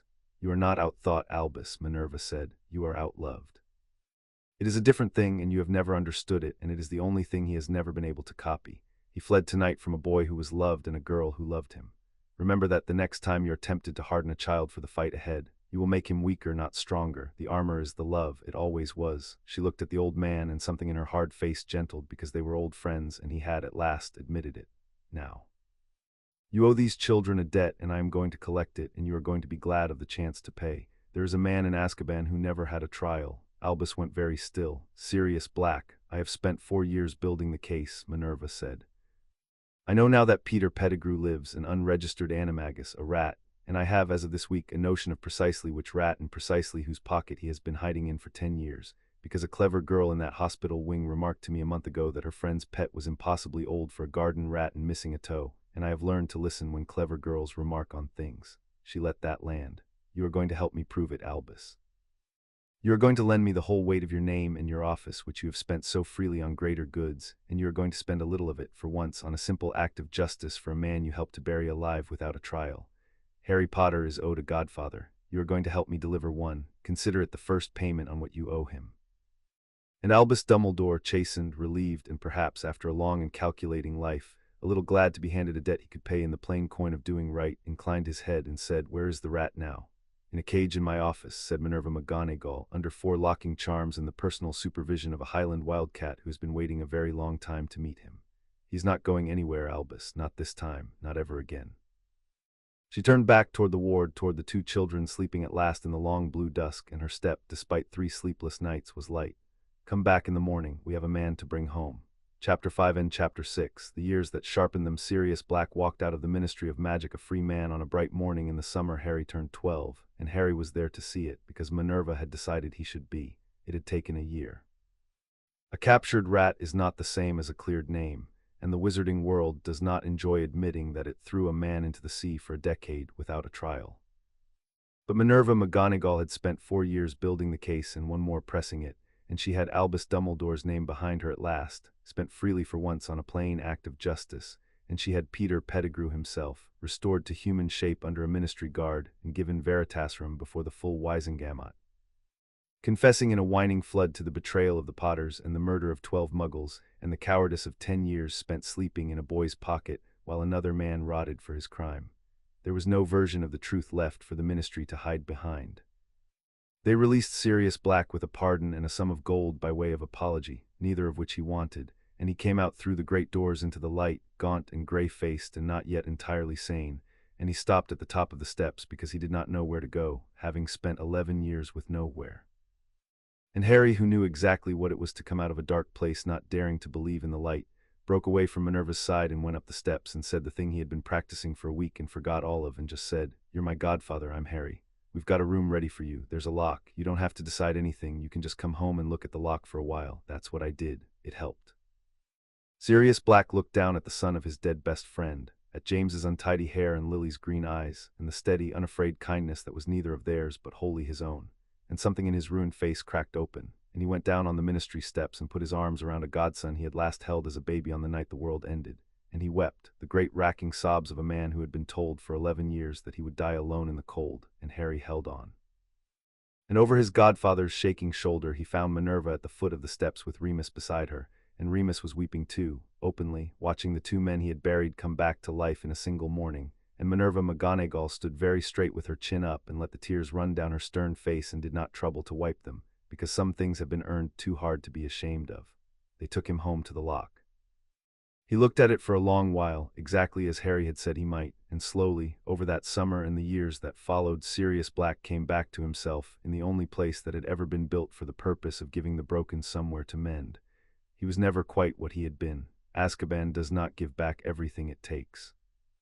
But he laughed again, eventually, the great barking laugh that had once been famous, and he taught Harry to ride a motorcycle and Hermione to swear creatively in 3 languages.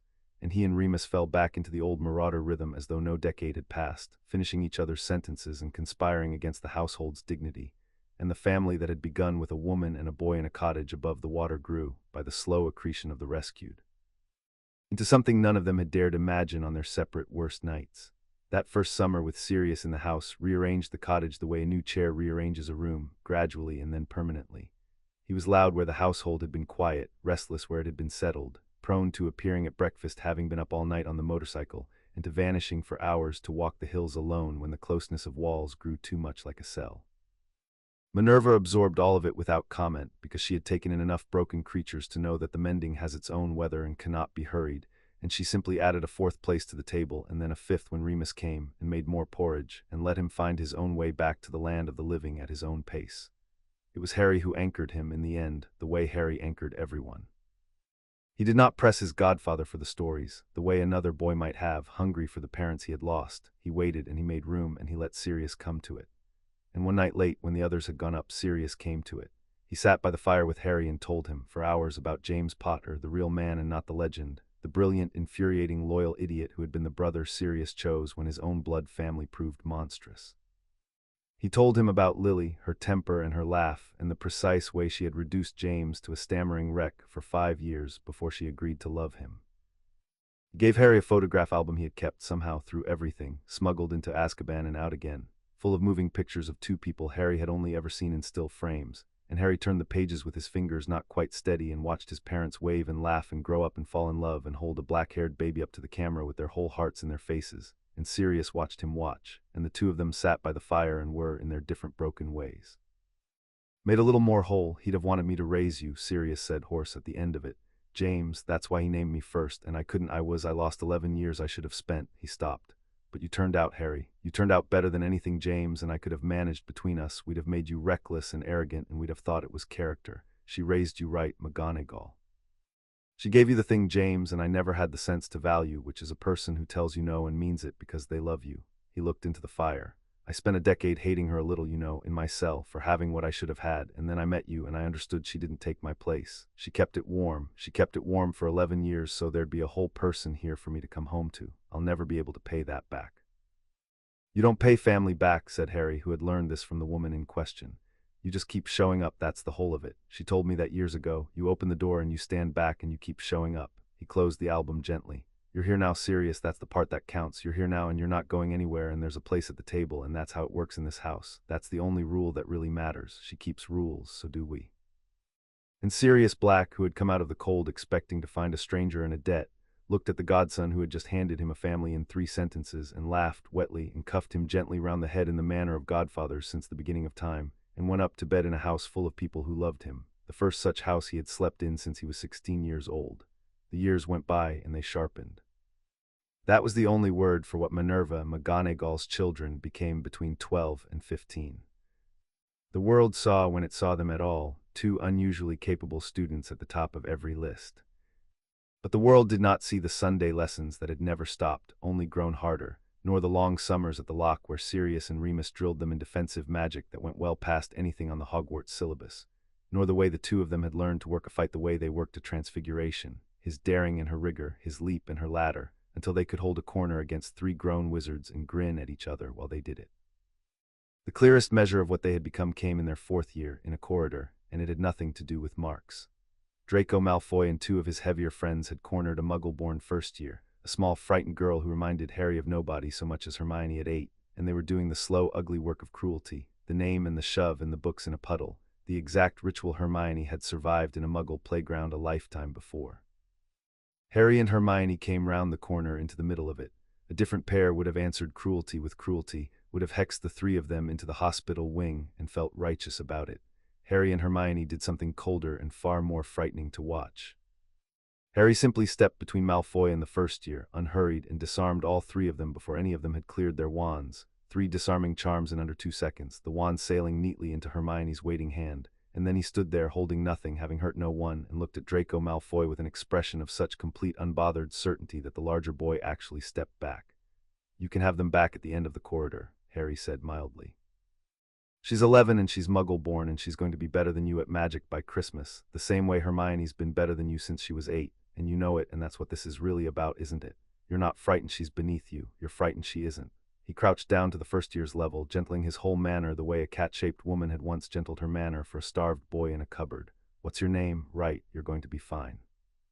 Anyone bothers you again, anyone, you find me or you find Hermione. We're easy to find. We're the ones who will always make room. Come on, we'll walk you to your common room." And they did, the two of them, the small girl between them, leaving 3 disarmed bullies standing in a corridor with the peculiar sick, understanding that they had just been beaten more thoroughly by mercy than they could ever have been beaten by force. Minerva heard about it within the hour, as she heard about everything, and she docked Gryffindor 5 points for dueling in the corridors, in public, in front of witnesses, with a face of stone. And that evening she sat alone in her office and allowed herself the private, fierce, entirely unprofessional satisfaction of a woman who had set out to raise 2 children who would use their power to shield the small rather than to swell themselves, and had succeeded past her every hope. They were not hardened. That was the thing Minerva had fought for and won. They were sharpened, which is a different process entirely. She had honed them without ever once letting them go cold, kept them kind while she made them formidable, so that the edge they carried was the edge of people who knew exactly what they were protecting and why. Harry could disarm an opponent before the opponent had finished raising his wand, and then, the same evening, sit up half the night talking a frightened first year through her homesickness, because he had not forgotten what it was to be small and afraid and far from home, and he never would. Hermione could work a curse breaking that made grown Aurors blink, and then spend a Saturday organizing a campaign for the rights of the castle's house elves, with a ferocity that exhausted everyone, including the house elves. They were good at the fight and they were better at the reasons for it, and Minerva, watching them grow, understood that she had done the one thing Albus had never managed in all his cleverness. She had raised weapons that could not be aimed by anyone but themselves. "They fright me a little," Sirius admitted to her once, watching the 2 of them take apart a practice duel against him and Remus both. "Not what they can do, what they are." James and Lily were brave, Minerva, God knows, but they were reckless with it. They ran at things. These 2 don't run at anything. They look at it and they take its measure, and then they take it apart together like they share one mind. He shook his head. "You did that, you in the cottage and the Sunday lessons. You made them into something that's never existed before." "I made them safe," said Minerva, "and then I made them capable, in that order, which is the order Albus has had backward his whole life. A capable child who does not feel safe becomes a danger to himself and everyone near him. A safe child who becomes capable becomes exactly what those 2 are." She watched Hermione block a jet of light meant for Harry's blind side without either of them appearing to communicate. "I did not set out to forge a weapon against Voldemort, Sirius. I set out to give 2 children a childhood. The formidable part is only what happens when you raise frightened children into people who have, at last, something they are not afraid to lose everything for. It is the most dangerous thing in the world, a person with a home worth defending. He has never had one. He will never understand what he is walking into." The thing between Harry and Hermione changed in their 15th year, and it changed so slowly that neither of them could have named the day. They had always been close. Closeness was the ground they had grown in, 2 lonely children grafted together so young that there had never been a version of either of them that did not include the other. But somewhere in that year, the closeness developed a new weather. Harry found himself aware of Hermione in a way that had nothing to do with strategy, noticing the particular fierce line of her concentration when she read, the way her hair came loose from its plait by the end of a long lesson, the warmth of her shoulder against his when they sat at the wall above the lock, which they had done 1,000 times, and which had abruptly begun to mean something his vocabulary was not yet equal to. And Hermione, who could explain anything, found that she could not explain why her own pulse did what it did when Harry laughed, or why she had started keeping the brass compass not at her throat but against her heart. They did not act on it. They were 15, and they were too clever and too careful, and in their way, too respectful of the thing they already had to risk it on the strength of a feeling neither of them could yet prove.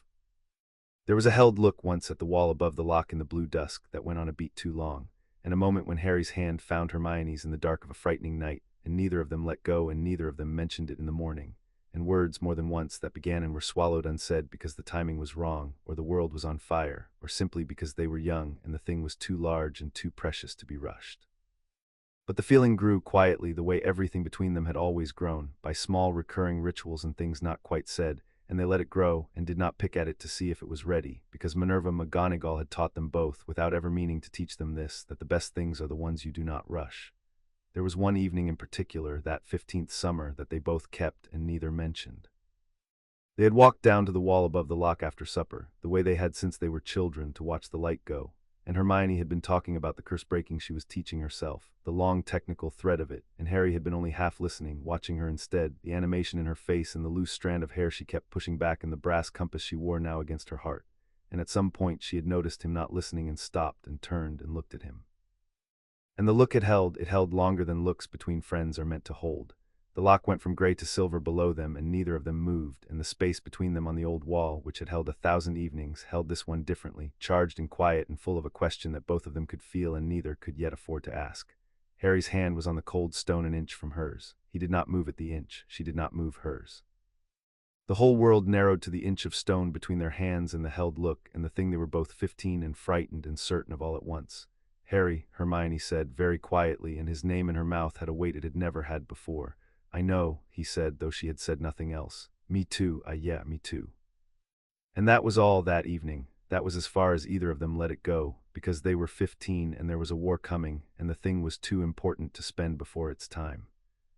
But Hermione's hand closed the inch of distance on the cold stone and found his, and held it, and they sat there in the gathering dark, not saying the rest of it, letting it be enough to have said that much. And when they walked back up to the cottage, their hands came apart at the gate by unspoken agreement, and they did not speak of it, and both of them carried it up to their separate beds like something cupped in the hands against the wind, a small flame too new and too precious to risk in the open yet.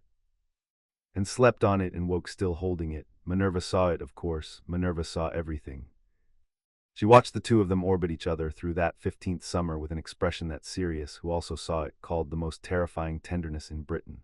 And she said nothing to either of them, because it was not hers to hurry and not hers to halt, and because she had decided long ago that she would let those two children find their own way to each other in their own time, and only step in if either of them tried to be a martyr about it, which, being who they were, they almost certainly would. Leave them be, she told Sirius when he threatened to meddle. They are 15, they have a war coming that neither of them asked for. Let them have this slowly, the right way, the way they have had everything that has lasted. There is time. She paused, and something crossed her face. There had better be time. There was less time than she hoped. The thing that had fled shrieking from a chamber under the school had not been idle in the years since. It had found servants, the unrepentant and the fanatical, the ones who had never stopped believing, and chief among them was Bellatrix Lestrange, who broke out of Azkaban in the children's 15th winter in a manner that left 10 Dementors destroyed, and the Ministry insisting, against all sense, that nothing was wrong. And through that long year, in places Minerva's network could not quite reach, they gathered what their master needed to come back into the world with a body, an old ritual dark and exact, requiring bone and flesh, and last and most jealously sought, the blood of an enemy, freely or unfreely taken, the blood of the one boy who had twice now sent the Dark Lord screaming into the dark. Minerva felt the year tighten around them like a wire. Her network, the quiet one she had built over 5 years out of former students and old debts and people who trusted her precisely because she answered to no faction, brought her fragments all winter. A dark gathering in the south, a shop robbed of a particular grave dust, an old pureblood family's tomb disturbed, the name Lestrange spoken in the wrong places. She did not tell the children the whole of it, but she tightened everything. The cottage wards were redoubled. The journeys between school and home were varied and guarded. She taught the two of them 3 new defensive workings that winter that she had been holding in reserve, and they learned them in a fortnight because they were frightened too, and a frightened clever child learns fast. There was one attempt before the graveyard, and it failed, and the failing of it taught the enemy the lesson they finally acted on. A man tried to take Harry from the edge of the Hogwarts grounds on a gray afternoon in March, and he was good and he was quick, and it did not matter at all because Harry was not alone. Harry was never alone, and Hermione had his back before the attacker had finished his first incantation, and the two of them put him down between them in the space of 4 seconds and held him for the Aurors. Minerva arrived to find the would-be kidnapper bound and disarmed and her 2 children standing over him perfectly calm, and she was proud, and she was also privately more afraid than she had been in years, because she understood what the enemy would now understand, that they could not take Harry while Hermione lived, and that the two of them together were a wall, and that a clever enemy faced with a wall does not keep ramming it. A clever enemy finds the gap. They'll stop trying to separate you, she told them that night grimly, because she had decided they were old enough for the truth and safer for having it. They have learned that you cannot be separated, which is the best protection either of you has, and I would not change it for the world, but it means the next time they will not try to take one of you. They will try to take both of you at once, in the one moment your guard is down, and they will choose the time and the ground, and I cannot protect you from a thing I cannot predict. So you will protect each other the way you have since you were children, and you will trust that wherever you are taken, I will come. I will always come. There is no corner of this earth I cannot find the two of you in, because I made very sure of it years ago, and I will be 90 seconds behind you wherever you go. Hold each other and hold on, and I will come. That is the whole of the plan. It has never once failed. It was a good plan. It held in the end in the graveyard, and it saved their lives. But Minerva had said never once failed, and she would remember saying it afterward, standing over a grave above the lock, because a plan can hold and still cost you, and the cost of that one was already on its way toward them through the dark, wearing a mask, and there was nothing any of them could have done to send it back. They came for Harry's blood at the end of the school year, and they were clever about it, because they had learned the hard way not to be anything else where Minerva McGonagall's children were concerned. They did not attack the cottage. They had learned what waited there. They did not strike at Hogwarts. They had learned what guarded it. They waited for the one gap, the journey between, and they turned an ordinary thing into a trap, a portkey, woven into the handle of a trunk on the Hogwarts platform, keyed to take whoever touched it. And it would have taken only Harry, except that the thing the Death Eaters had never been able to factor into any of their plans was that Harry Potter was never anymore, only Harry Potter. When his hand closed on the false handle and the hook caught behind his navel, Hermione's hand was already on his arm, because Hermione's hand was always on his arm, because they went together or not at all, and the portkey took them both, spinning into the dark. They came down in a graveyard in the dark on cold wet grass between leaning stones, and there were figures and masks all around them, and a great cauldron steaming over a fire, and Harry's scar split open with a pain that drove him to his knees, and he knew before he saw it that the thing in the cauldron was waiting for him. What saved them in the end was three things, and not one of them was luck. The first was that they were two, and not one. The Death Eaters had planned for a single frightened boy, and they had got instead two of the most capable 15-year-olds in Britain, back to back in the wet grass, and in the first confused seconds, before the masks understood what they were dealing with, Harry and Hermione did the thing they had practiced 10,000 times. They did not panic. Hermione threw up a shield that turned the first three curses, while Harry, on his knees and half-blind with the pain in his scar, disarmed two Death Eaters and dropped a third with the leglock Remus had drilled into him in a Highland garden, and the two of them got to a defensible position behind a great stone tomb and held it together against a dozen, because that was what they had been made able to do. The second was that they were not, despite the Death Eaters' careful planning, alone, because the compass at Hermione's heart and its twin at Harry's throat were keyed to each other. Yes, but Minerva McGonagall was not a woman who let two children travel anywhere without a thread in her hand. She had woven a tracking charm of her own, devising into the very chains the compasses hung on, years before, against exactly this, and the instant the portkey took them she had felt it pull, and known where, and within 90 seconds of the children's arrival in that graveyard the air was splitting again and again as the family came through after them. Minerva first, then Sirius, then Remus, then a handful of the Order she had spent 5 years quietly building into a force that answered, when it came to these two children, to her and not to Albus. And the third thing, the thing that mattered most, was the same thing it had always been, the thing the Dark Lord had never possessed and never understood. They came for each other. Sirius Black went through 3 Death Eaters to reach his godson with a fury that was half love and half 11 years of cold owed back with interest. Remus Lupin stood over the two children with his wand a blur, the gentle man gone, the thing underneath the gentleness let off its chain for once in defense of the last of his family. And Minerva McGonagall walked into that graveyard like the wrath of the Highlands themselves, and cut a path to her children that no one living chose to stand in twice. They got out, they got the children out, which was the only thing that mattered. All of them spun away on Minerva's own emergency portkey to the cottage above the lock, bleeding, shaking, but alive, every one of them alive. But they did not get out clean. They never could have.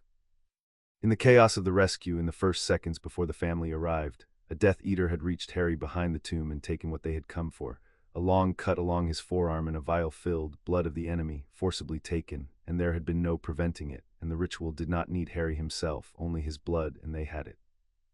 And as the family spun away into the dark, the thing in the cauldron rose, and the graveyard behind them filled with a high cold cry of triumph, and Lord Voldemort stood again in the world on 2 legs, in a body of his own, for the first time in 14 years. The cost of that night was paid, too, and it was real, and it was not Harry, and it was not Hermione, and Minerva had spent 5 years making sure of that. It was Dorcas Meadows, an order witch who had stood between a killing curse and the two children and taken it instead, and who did not spin away with the rest, and whom they buried a week later above the lock with the full grief of people who do not pretend that victory is free. Sirius carried a cursed scar from that graveyard he would wear for the rest of his life. Remus did not sleep for a month. And Harry Potter, 15 years old, sat by the lock the morning after with the cut on his arm healed to a thin white line and understood, with a cold clarity, that the years of safety had not blunted, that the war his guardian had sheltered him from his whole childhood had finally, fully arrived, and that people he loved were going to die in it, and that one of them just had. Hermione found him there. She did not say anything. She sat down beside him on the cold wall, her shoulder against his, the way it had been 1,000 times and meant something new, and she took his hand, the one with the new white scar, and held it, and they watched the gray water together in the silence of two people who had promised each other, in a hospital wing at 11, that they would go into all of it together or not at all, and were now finding out exactly what that promise was going to cost. They buried Dorcas Meadows above the lock on a still gray morning, in the ground where Minerva's own mother and grandmother lay, because Minerva had said that anyone who died putting her body between a curse and these two children had earned a place in McGonagall earth, and she would hear no argument. The whole strange family stood at the graveside in the wind off the water, Sirius leaning on a stick from the wound he would carry forever, Remus gray and silent, the Grangers come north for it because Hermione had asked, and because they had long since understood that their daughter's family was their family now, and Harry and Hermione side by side at the front, no longer children, holding hands openly for the first time in front of everyone, and no one remarking on it. Because the time for that kind of carefulness had passed in a graveyard 3 nights before, Minerva spoke briefly, because Dorcas had not been a woman of long speeches and would have hated one. She was not a great witch, she said into the wind. She was a good one, which is rarer and worth more. She stood where she was needed, and she paid what it cost, and she asked nothing back. There is no higher thing to be said of anyone. She looked at the two young people at the front, at their joined hands, at the war already closing over all their heads. "We will win this," she said, and it was not quite a eulogy and not quite a vow, and somehow both. Not because we are stronger than they are, because we are the kind of people who stand in front of the curse for one another, and they are the kind who hide behind it, and in the long arithmetic of the world that has always, eventually, been the difference. She knew it. That is why she stood. Remember her by standing too, and the wind took her words out over the gray water, and they lowered Dorcas Meadows into the McGonagall ground, and the family turned back toward the cottage and the fire and the long hard road still ahead. Albus Dumbledore came to the cottage 3 nights later, and he came at last to pay the debt Minerva had named on a hospital corridor 4 years before. He came to tell her the terrible thing. She sent the children to bed, though she knew they would not sleep, and she sat the old wizard down at her own scrubbed table where she had taught 2 children their first transfigurations, and she said, "You have kept something from me for 14 years, Albus, the peace I do not have. You told me at a gate once that the day would come when you would have to ask the most terrible thing that has ever been asked of a child. It has come, so ask it to my face at my table, and then we will see."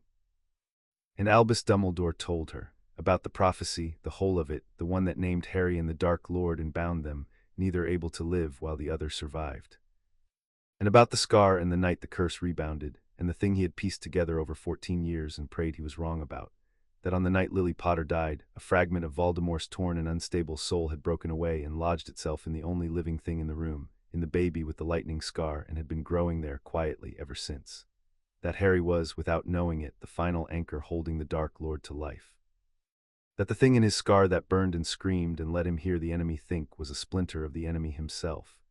And that, by everything Albus had been able to learn in 14 years of looking, the fragment could not be removed without destroying the vessel, that Harry would have to die at the right moment by Voldemort's own hand, for the world to be free of the thing inside him. He said it all in the low voice of a man laying down a weight he had carried alone too long, and when he had finished the cottage was very quiet, and the fire ticked, and somewhere above them 2 children who were not asleep lay in the dark. Minerva McGonagall did not weep, and she did not shout, and she did not break the way Albus had perhaps half expected. She sat very still for a long moment, and then she said in a voice of perfect, terrible calm, the thing she had promised at a gate 4 years before. "No, Minerva, no," she said again. "You have spent 14 years arriving at a conclusion, Albus, and I will grant you it is a clever conclusion, and I will grant you it is probably even the obvious one, and I will tell you exactly what is wrong with it, which is the same thing that has been wrong with every conclusion you have ever reached about that boy. You started from the assumption that he is a thing to be spent, You looked at a child with a splinter of evil in his soul and you asked, "How do I get the splinter out?" And you accepted because it was the first answer and the cleanest, that the answer was to break the child. You did not ask the other question. You never asked the other question. She leaned forward. You did not ask whether a soul fragment that has spent 14 years lodged in the most loved child in Britain might be a great deal weaker and a great deal more removable than the same fragment lodged in a cupboard. You did not ask what 14 years of love does to a splinter of a thing that cannot feel love and cannot bear it. You did not ask whether the very protection that burned Quirrell's hands, the love that lives in his skin and travels where he travels and has been fed every day for 8 years, might be turned inward with the right working against the one piece of darkness it has been forced to share a body with. You did not ask Albus, because asking would have meant believing there was another way, and you have built your whole long life on the conviction that the hardest road is the only honest one. She rose. I have a girl asleep upstairs who has outthought every professor she has ever met, and a library of curse breaking, and 5 years before that fragment has to do anything but sit there, and a house full of people who would tear the world apart before they let that child walk willingly to his death. You have given me 14 years of despair in a single evening. I am going to spend the next 2 turning it into a problem, and we are going to solve it. Because that is the difference between us, old friend, and it always has been. You see a prophecy, I see a boy, and I have never once met the prophecy I would not break to keep the child. Albus Dumbledore looked at her across the table where she had raised 2 children he had tried to use, and something moved in his ancient face that had not been there in a long time, something that was almost, after all these years, hope. "Do you know," he said quietly, "I have spent 14 years certain that boy would have to die, and I have spent 5 years watching you make liars of every certainty I own." He folded his hands. "Tell me what you need, all of it, whatever it is. I am done arriving at conclusions, Minerva. For whatever remains to me, I should like, just once before the end, to help someone find another way." Above them in the dark, Harry Potter lay with his eyes open and the compass warm in his hand, and he had heard, through a gap in the old floorboards he and Hermione had found years ago and never told anyone about, every word. He did not feel afraid exactly. He lay in the dark with the thing inside him and the prophecy over him and the war finally come, and he listened to the woman who had taken him out of a cupboard tell the most powerful wizard alive that she would break the world before she let it have him, and he understood that whatever was inside his scar, he was not, and had never been since the night a cat came down off a wall, the one who would have to die alone.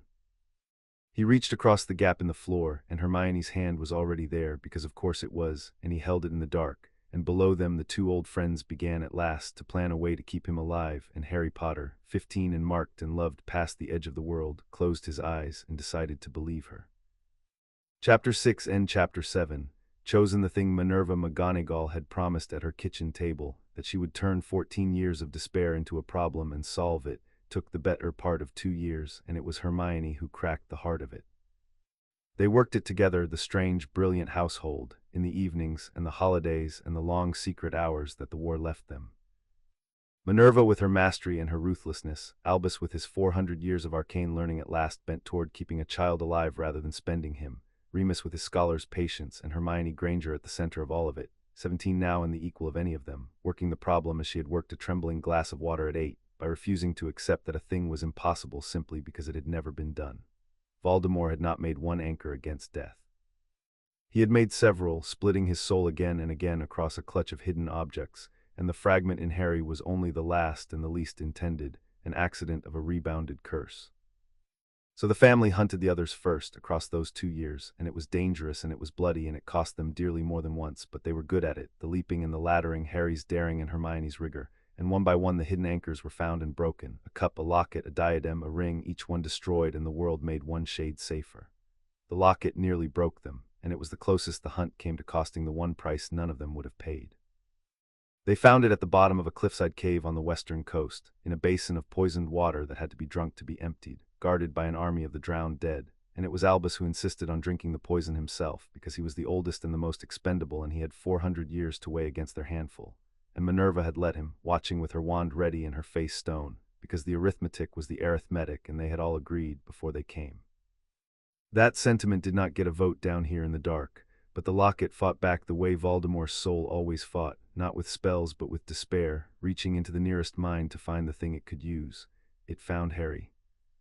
And as Hermione lifted the recovered locket from the drained basin, it cracked open and poured out a voice and a vision aimed straight at the heart of him, the oldest wound it could reach. A cupboard and a bolt on the outside of a door, and a high cold whisper that said you were always a burden, they only kept you out of duty. The Catwoman and the convict and the rest, they pity you, they have always only pitied you. You are alone, you have always been alone, you will die alone in the dark where you began. And for one terrible moment, the thing nearly worked, because it was the exact shape of the fear that had been built into Harry Potter before he was 7 years old and never entirely unbuilt. Then Hermione's hand closed over his on the cold stone in the dark, the way it had closed 10,000 times since a frightened fortnight in a southern garden, and her voice cut clean through the locket's whisper. "It's lying," she said. "It's the only thing it knows how to do. You were never a burden, and you have never once been alone, not for one single day since you were 7, and you are not alone now. Look at me, Harry, count us. Count the people who came down into a cave full of corpses for you. It can't imagine us, that's why it's frightened. Now close it and let's go home." And Harry looked at her and looked at the family arrayed around him in the wandlight in the worst place in Britain, every one of them having walked into the dark for his sake, and the locket's whisper turned to ash in his ears, because it was so plainly, so provably false, and he snapped it shut, and Hermione destroyed it with a curse-breaking of her own devising, and the voice went silent forever. They climbed out of the cave into the gray dawn over the sea, all of them, alive, Albus pale and poisoned but breathing. And Harry stood on the cliff in the wind with Hermione's hand still in his, and understood that the enemy's last and greatest weapon, the thing that had nearly worked, was the lie that he was unloved, and that it was the one lie in all the world that a houseful of people had spent 10 years making it impossible for him to believe. Until only the splinter in Harry remained, and the question Albus had answered with despair and Minerva had refused to. Hermione answered it differently on a winter night, looking up from a table buried in centuries of curse theory with the particular light in her face that meant she had seen the bottom of a thing at last. "It's parasitic," she said. "The fragment, it can't make its own magic, it lives off his. For 14 years it's been feeding on whatever runs through him, and what's run through him more than anything, more than fear or anger or any of the things it could use, is love. He's been loved every single day since he was 7. The protection his mother started, the thing that burned Quirrell, it hasn't just sat in his skin, it's grown, because love isn't a fixed quantity, it compounds. It's been fed by all of us for 10 years. She was on her feet now, the words coming fast. "The fragment can't feel love, it can't bear it. It's been starving in there, surrounded by the one thing it can't digest, getting weaker every year while he got stronger. Professor, you were right at the kitchen table. We don't have to kill the vessel to kill the splinter. We have to make the love in the vessel too strong for the splinter to survive in. We have to overload it, all of us, at once. We have to love him so hard the darkness has nowhere left to stand." The cottage was very quiet, the fire ticked. "And how," said Albus Dumbledore softly, "does one weaponize the love of a family?"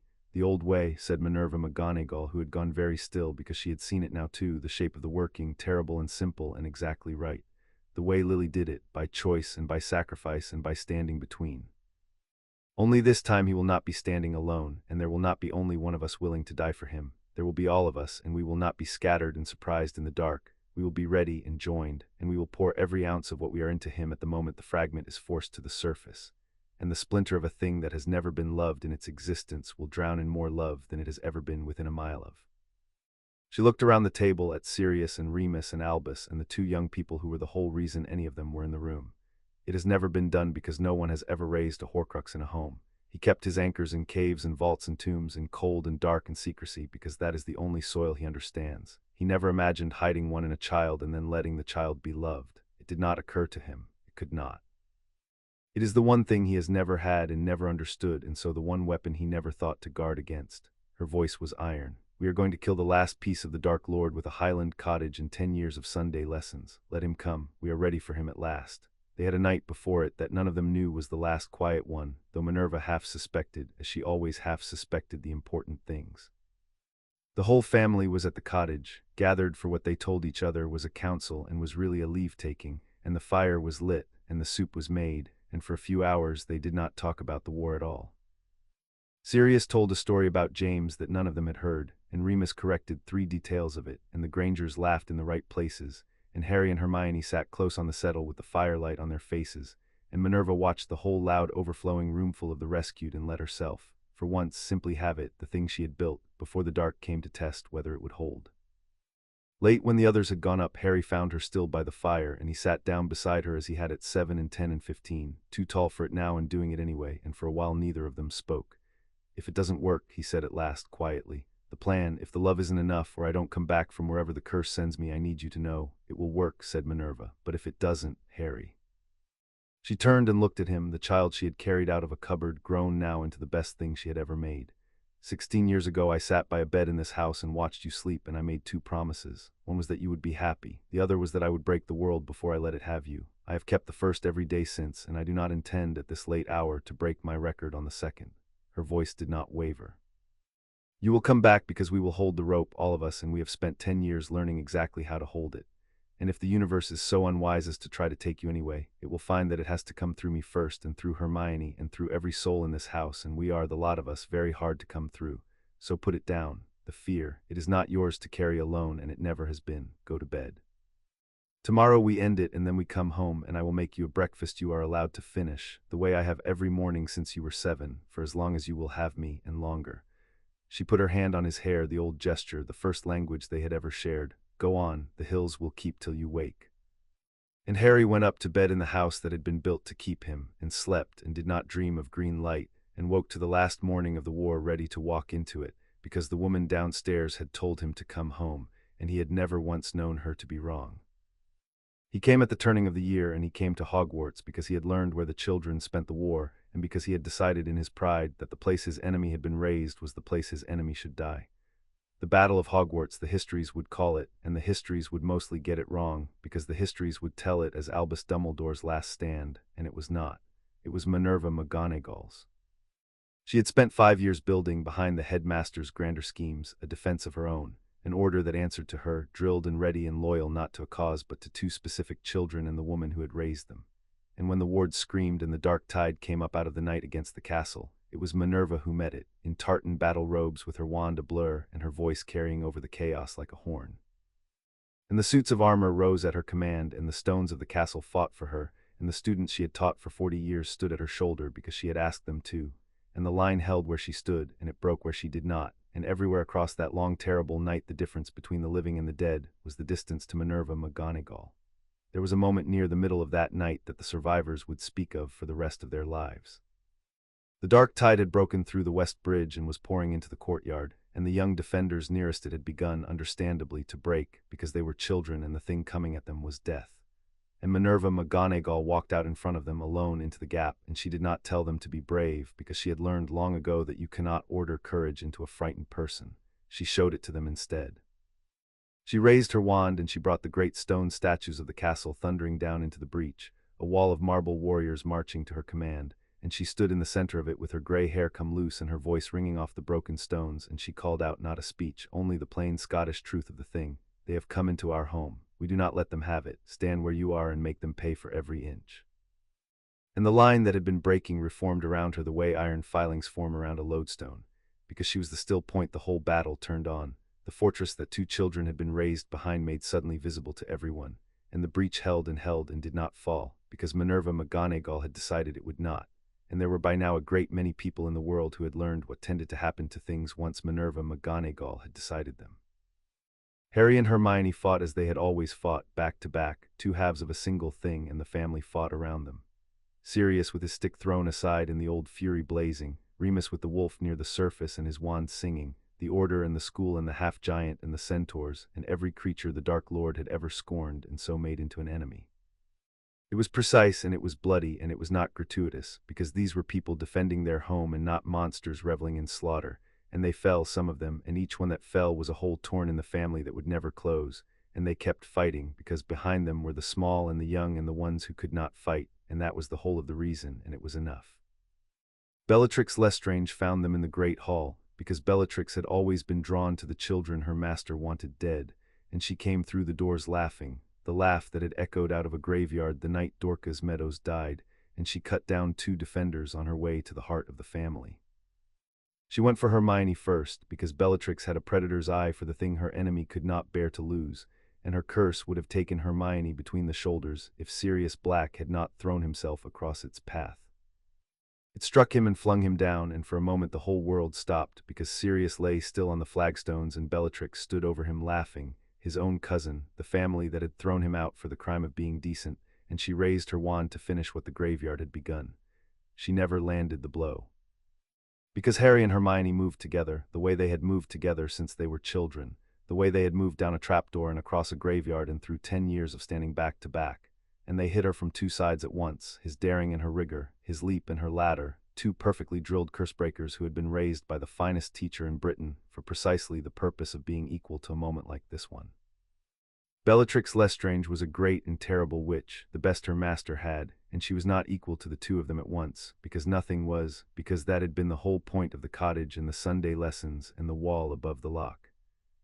Hermione bound her wand arm and Harry took the wand, and Minerva McGonagall, arriving at a dead run with her tartan robe singed and her eyes blazing, finished it, cold and clean and without a flicker of remorse, for Dorcas and for serious bleeding on the stone and for 16 years of fear. That, said Minerva, standing over the fallen Death Eater, breathing hard, was for a great many people you will not have bothered to remember. And then she was on her knees beside Sirius, who was groaning, alive, the curse turned glancing by the angle of his fall, and she gripped his collar and said, "You absolute fool of a man, you are not permitted to die in front of these children, do you hear me? I did not spend 5 years getting you out of one cell to watch you throw it away in a school corridor." And Sirius, half-conscious, managed, "Wouldn't dream of it, Minerva, who'd annoy you then?" And she made a sound that was half a sob and half a laugh and entirely relief, and dragged him behind the overturned table where Madame Pomfrey could reach him, and the family closed ranks around their wounded and held.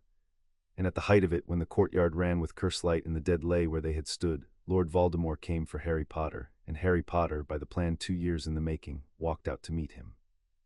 He went alone into the courtyard, which was the hardest thing he had ever done, and the only part of the plan he had argued against to the last, because every instinct the years had given him screamed that going alone was the reckless thing dressed up as the brave thing. But Hermione had taken his face in her hands in the shadow of the broken cloisters, as she had at 11 before the Black Fire, and she had said, "You're not going alone, that's the whole point. You've never been less alone in your life. We're all going to be right here, every one of us pouring everything we're straight into you, and you're going to feel it, Harry, you're going to feel all of us holding on, and the second the splinter comes up you let it go and you let us in and you do not let go of the rope. We've got you. We've always got you. Go and end it and come home, that's an order. I learned it from her." And she had kissed him once, hard and brief and fierce, the first time, 17 years old in the middle of a war, a promise and not a goodbye, and then she had pushed him gently out into the light.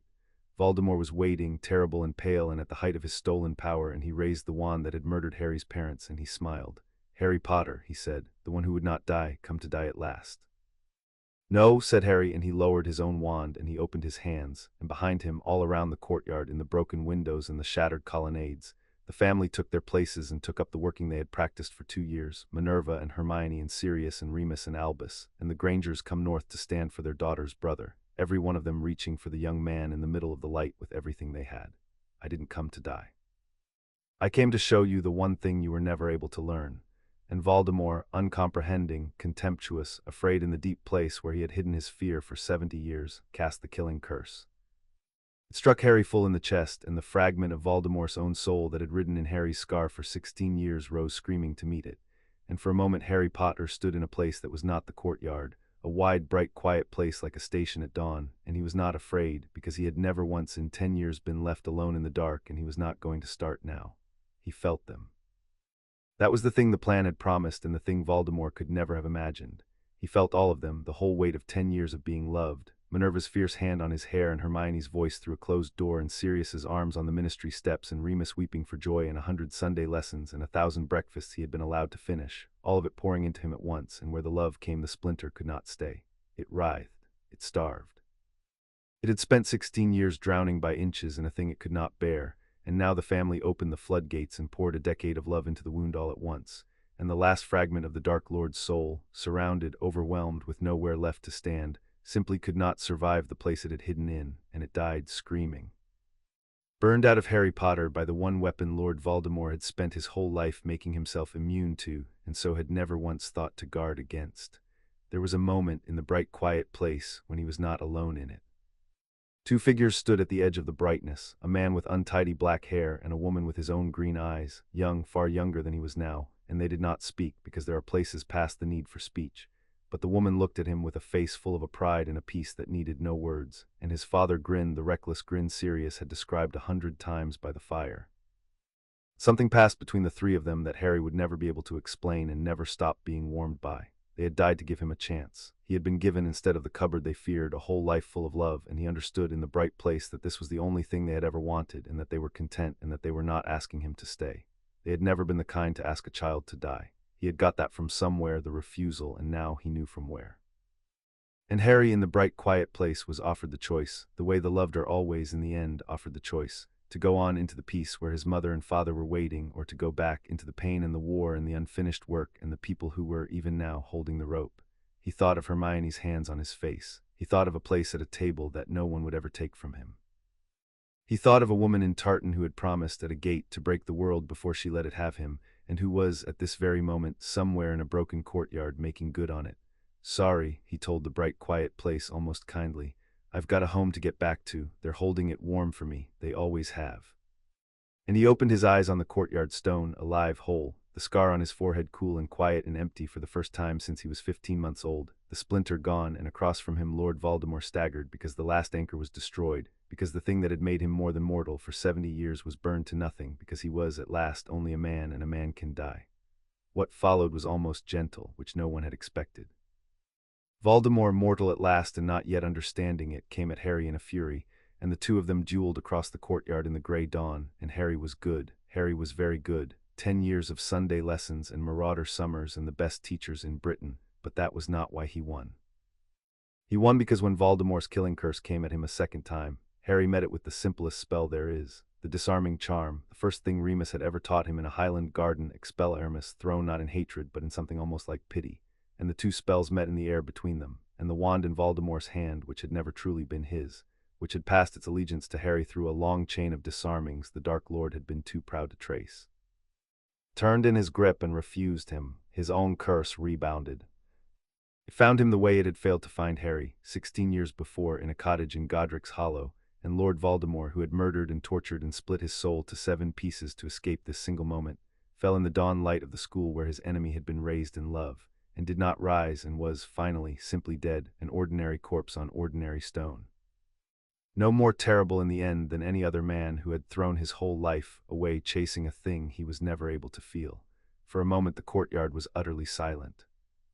And then Harry Potter turned alive and found Hermione already running to him across the broken stone, and he caught her, and held on, the way they had held on through every dark night since they were children, and the family came in around them, bloodied and grieving and alive, and Minerva McGonagall walked through the wreckage of the school she had defended to where her 2 children stood wrapped in each other in the first light, and she put her arms around them both. The lad she had taken out of a cupboard and the girl she had taken out of a flood, and she held them, and for once in her long disciplined life she did not trouble to be the professor or the general or the fortress, but only, at the end of everything, a mother who had kept her children alive against the whole weight of prophecy and despair, and had won. "You came back," she said into Harry's hair, and her voice was not steady, and she did not make it so. "You said you'd break the world before you let it have me," Harry said, muffled, holding on. "I figured I should at least make the effort to come home after all that." And Minerva McGonagall laughed, a sound torn raw out of relief and grief and 16 years of fear, and she held them tighter, and the sun came up over the loch 100 miles away and over the broken towers 100 feet above, and the long war was over, and they were, against everything, alive. The cost was honored, because they were not the kind of people who pretended that victory was free. They buried their dead with the full grief they were owed, and there were too many, and the cottage above the loch held more graves in the McGonagall ground that year than any of them could bear to count. And the family that had won was a family with holes in it now, and they did not paper over the holes, because Minerva had taught them from the beginning that you honor the dead by missing them honestly, and not by pretending the missing away. Sirius would carry his graveyard wound and his graveyard scar to the end of his days. Remus would always have a sadness sitting under his laughter, though it sat lighter now, with the wolf no longer alone. There were names they would say every year at the wall above the water until they were old. The war had been real, and real things leave marks, and they wore theirs without shame. But they had won, and they were alive, and life, as Minerva McGonagall had taught 2 frightened children long ago, has a shape, and the shape can be good. They went home to the loch to mend, the way they always had, because the cottage above the water had been built, plank by plank and rescue by rescue, for exactly this, the slow work of putting broken people back together. Sirius healed slowly from the second curse his cousin had given him, propped in the good chair with Remus reading to him and complaining about the standard of his patient's gratitude, and Harry sat with him through the worst of the nights the way Sirius had once sat with Harry, because that was how it worked in this house. The care went round and never ran out. And the Sunday lessons resumed, because Minerva McGonagall was not a woman to let a war interrupt the things that mattered. Only now the lessons had changed, because the 2 children she had begun teaching at a scrubbed pine table were grown, and there were younger ones in the family's orbit now, war orphans and rescued strays gathered the way Minerva had always gathered them. and it was Harry and Hermione who did much of the teaching, his daring and her rigor passed down to the next set of frightened, clever children who had been told they were too much or not enough. Minerva sat by the fire and watched her two teach a small, fierce orphan to turn a match into a needle, and Harry caught her eye over the child's head, and neither of them said anything because the whole long arc of it was there between them without a word. A cat on a wall, a bolt on a cupboard door, a wet Tuesday, and a silver needle. And now this, the thing coming round again, the love that had been poured into him pouring back out into the world through his own hands. "You did this," Harry told her that evening by the fire when the children were abed, "all of it, every person in this house. You built the whole thing out of nothing but refusing to look away." "I opened the door," said Minerva McGonagall, as she had said to a weeping father a lifetime before. "You walked through it, that is all any of us can do."